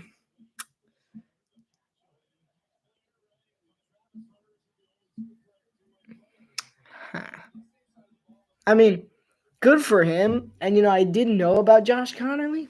But again, I thought he was going to be an early second rounder. But I guess he did kind of get bumped up because of all the tackles that were taken. And I don't know. I just don't like tackles. If I'm being honest with you, I've never understood the need to get a backup tackle via the first round of the draft. Like, there's other positions. Well, the Bills won't trade with the Dolphins, so Buffalo is going to take Trey Amos. Well, so that's my guess. They're taking a corner. They could take Maxwell Hairston as well, but Trey Amos is still on the board. So Trey Amos, Maxwell Hairston, they might be the one to stop Will Johnson's slide. They got options. They certainly have options. Another option. I believe they do have another one. Let me just find it real quick. No, they don't. No, they have 3 options at corner. I don't see why they would feel the need to take Nick Amenuari unless it's just to bother Dolphins fans. I'm like, Kansas City, please trade with us. As far as I know, like Mike McDaniel has already gone home. Like, come on. We only got 2 more picks left. It has been a day. We've seen some crazy stuff. I'm tired. It's always the most fun for the viewers, I find, like right at the end. Right at the end when I'm most tired, because I'm kind of on the border of wanting to go to bed. And then like I also talk more when I'm tired. It's like when I'm more awake, I'll be like really thoughtful during this process. But at this point, I'm just like, please let me sleep. The Bills have already made a decision. They're probably just calling it in. As we see some high fives going on. Got Sean McDermott front and center. He's the bald guy. He could do good. No, bless him, go Bills. Hey, not wrong. Except for the Go Bills part.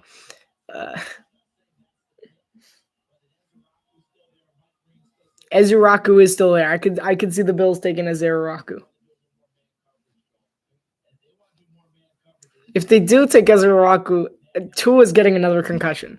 I mean, Joey Bosa, Ezuraku, Gregory Rousseau, please stop. Like the Bills' pass rush is going to be unstoppable if they get Ezuraku.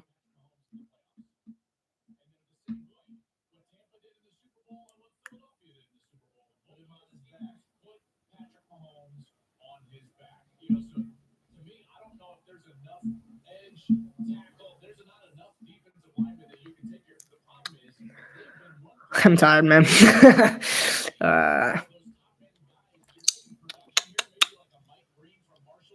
Mike Green's still around. I had him projected to go like 17th or 19th. He's still around. You know, that's someone the Bills should take. That everyone just forgot he was there. Will Johnson. People just forgot about him.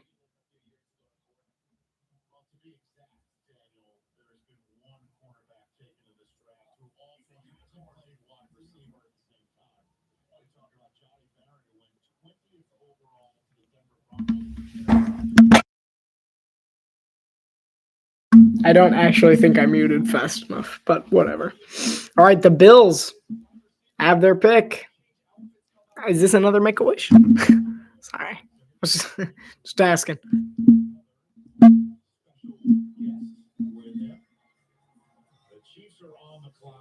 Chiefs are on the clock. The NFL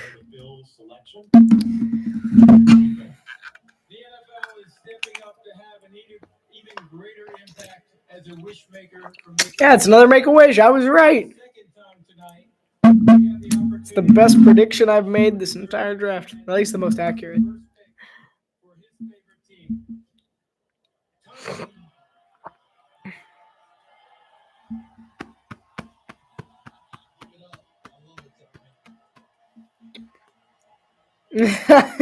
You're ready to go to bed. You're ready to go to bed.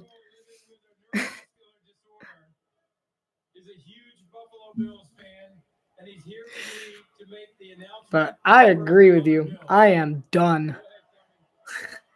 Got some nice surprises. Honestly, I was really happy for the kind of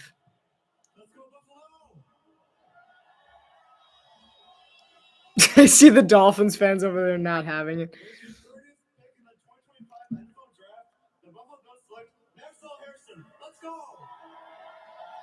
Yeah, I got one. I predicted one for the first time in this entire mock draft since like the 6th pick. I got one. All right. Yeah, that's a good pick. I'd give that one a 3. I actually do like Maxwell Hairston.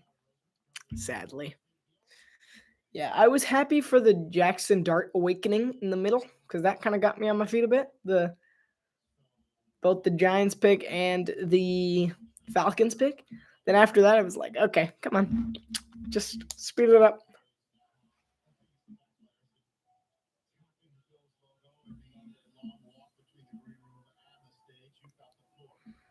Yeah, I mean, I like the pick.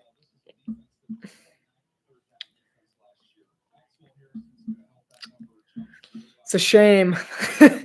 Yeah, but the Bills really did need a corner, and there's nowhere better they could have gone than Maxwell Hairston. He's a really good corner. I mean, I really like his clips. Sad as I am to say it, I have him intercepting any Dolphins quarterback, pick and choose at least twice. Actually, you know what? At least 7 times in his career. All right. Honestly, that's pretty much a sure thing for any defender in the Dolphins division. All right. Cheers.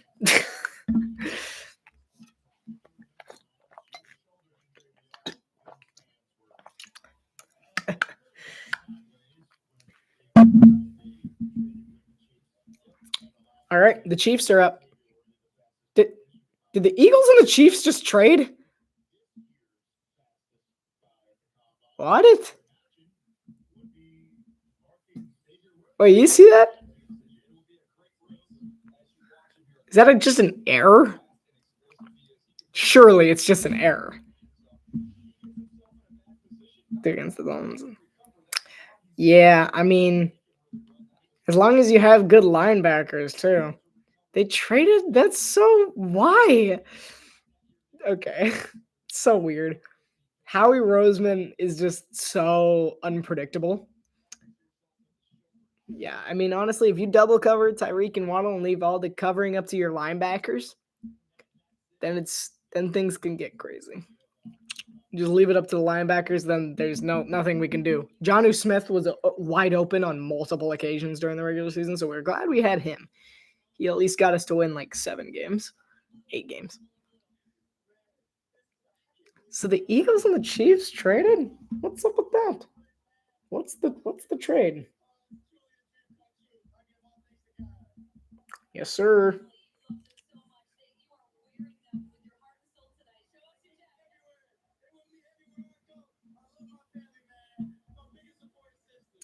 Trade tracker.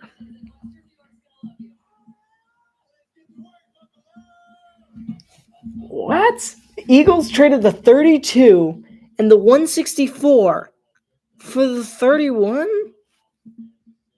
Is Howie Roseman high on something? It's 1 pick. Who? I just 2 more picks. Then I can go to bed. He's got to be on something. I don't understand. It's 1 pick. What could have possibly that Kansas City was willing to trade down? What could you have wanted at 31 that Kansas City didn't want at 31 and was willing to trade you their pick at 31 that you couldn't get at 32? That is just. Are the Eagles trying to get Donovan Azaraku? I mean, that would kind of fit there.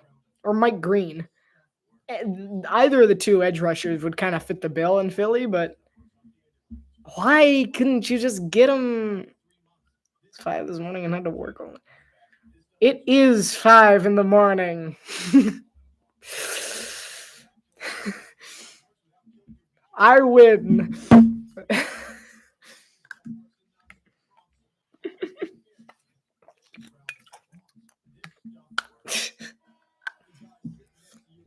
You set yourself up for that one.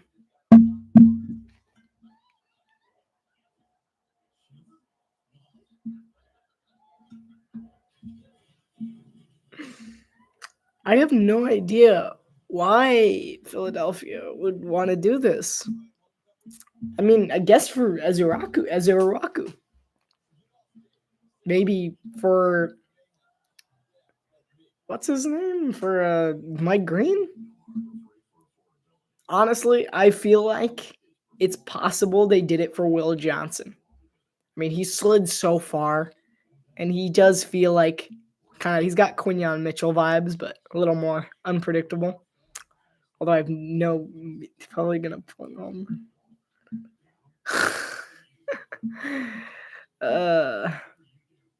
Yeah, this was my all-nighter, man.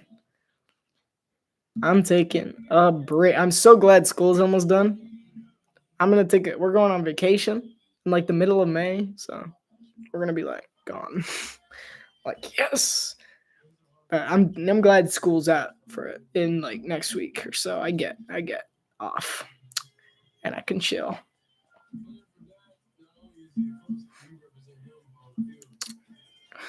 Imagine the Eagles select Shedeur Sanders. Sorry. Honestly, for Howie Roseman, could pick anybody. He could honestly pick anybody. But this trade makes absolutely no sense. I mean, just like, hey, we're preparing for 3 years in the future. When Jalen Hurts leaves, got this guy. He's a work in progress, but I see no reason why they would have to. They have DTR on the Eagles now. That's fun. Who do they take, honestly? Jihad Campbell. I forgot about him. Mason Taylor, maybe? A running back? No. Who do they take? I have no idea.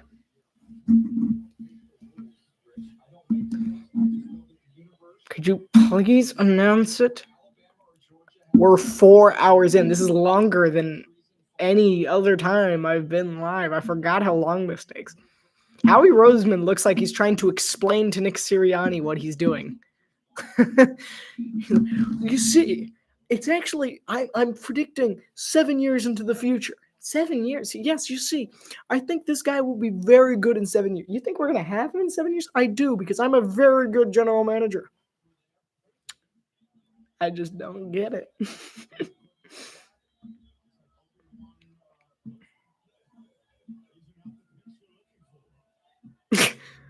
These are not the picks you're looking for.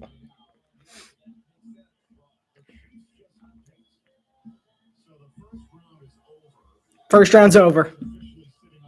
Okay, the Dolphins are going to try and trade for somebody. I'm still all for the Dolphins to try and trade for in Green Bay or like Houston or something. All right, here we go. Eagles pick. The Kansas City Chiefs have traded the 31st pick to the Philadelphia Eagles. With the 31st pick in the 2025 NFL Draft, the Philadelphia Eagles select Jihad Campbell, linebacker, Alabama. Why? A long night in the green room ends with him being, in Philly green. And Okay. I mean, the guy who's 12th on your draft board has just been selected by the I don't get that. Why?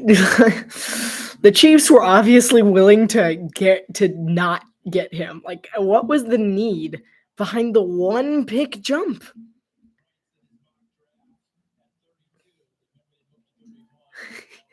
Like, there's no reason for that. I mean, I understand the pick. Jihad Campbell should have gone to Tampa. That was such a bad pick by Tampa. Like, honestly, Tampa, Dallas, and I feel like also kind of Detroit and Washington are kind of up there for more disappointing picks. And, I mean, this is a good one. Like, Jihad Campbell, he would be good. He's going to be good in Philadelphia. He was good in Tampa. I think he might do well in a Vic Fangio defense. I know the defensive style that he fits into is at Tampa too, which is why he would have been amazing in Tampa because it's literally named after him, the scheme. But I mean, I'm sure he could deal with an old-fashioned defense. It is a steal.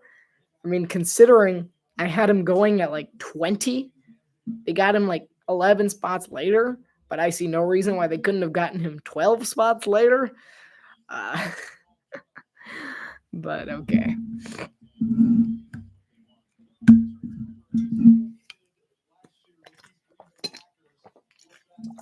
And the funny thing is that Jihad Campbell was the only off-ball linebacker in this class, in this first-round class, that anyone really knew of. Everyone else was an edge. And the thing is that I'm not using edgy in the conventional sense. I'm using edgy in the football sense. He's the most edgy off-ball linebacker ever. Like, he comes on so many blitzes, but, like, technically he is an outside linebacker. Like, that's the position he played at Alabama, was outside linebacker, but he acted so much as a blitzer that it was almost like he's not even there. And I mean, that's probably what Philadelphia is going to use him for, is blitzing. Because, I mean, they already got Zach Bond. They might actually just put him on the other side of Nolan Smith. Because Nolan Smith is also an outside linebacker. And Nolan Smith rushes pretty well. Yeah, I could see how it could work. I don't mind the pick. I'm going to give it a 2, mostly because I don't understand the need to move up a spot.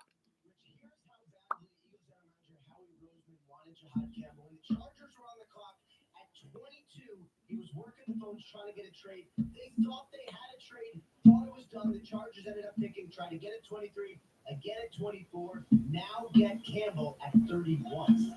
That is so stupid.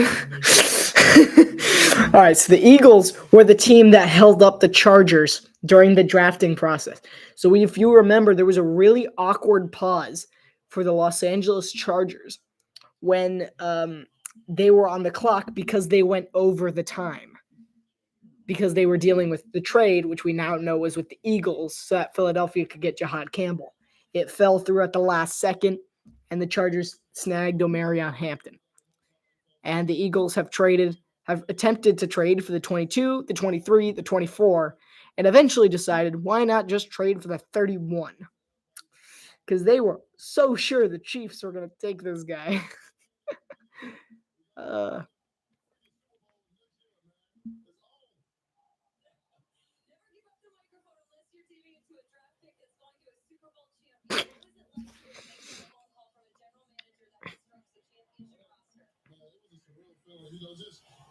He keeps taking the mic from her.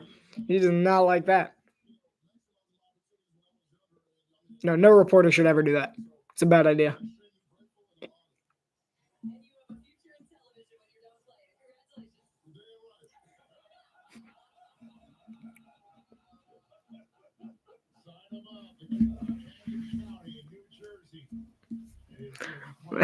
That was pretty funny. That was a funny interaction there.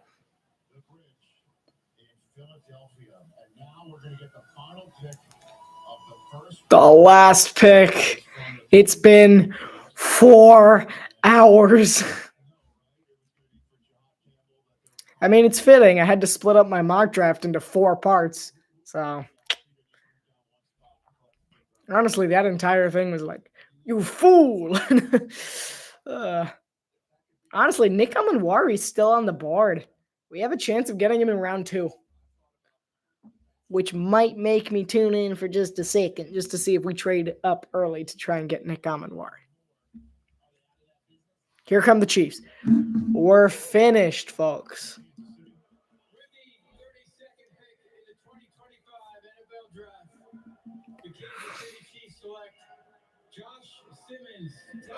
That's exactly who I thought they were going to take.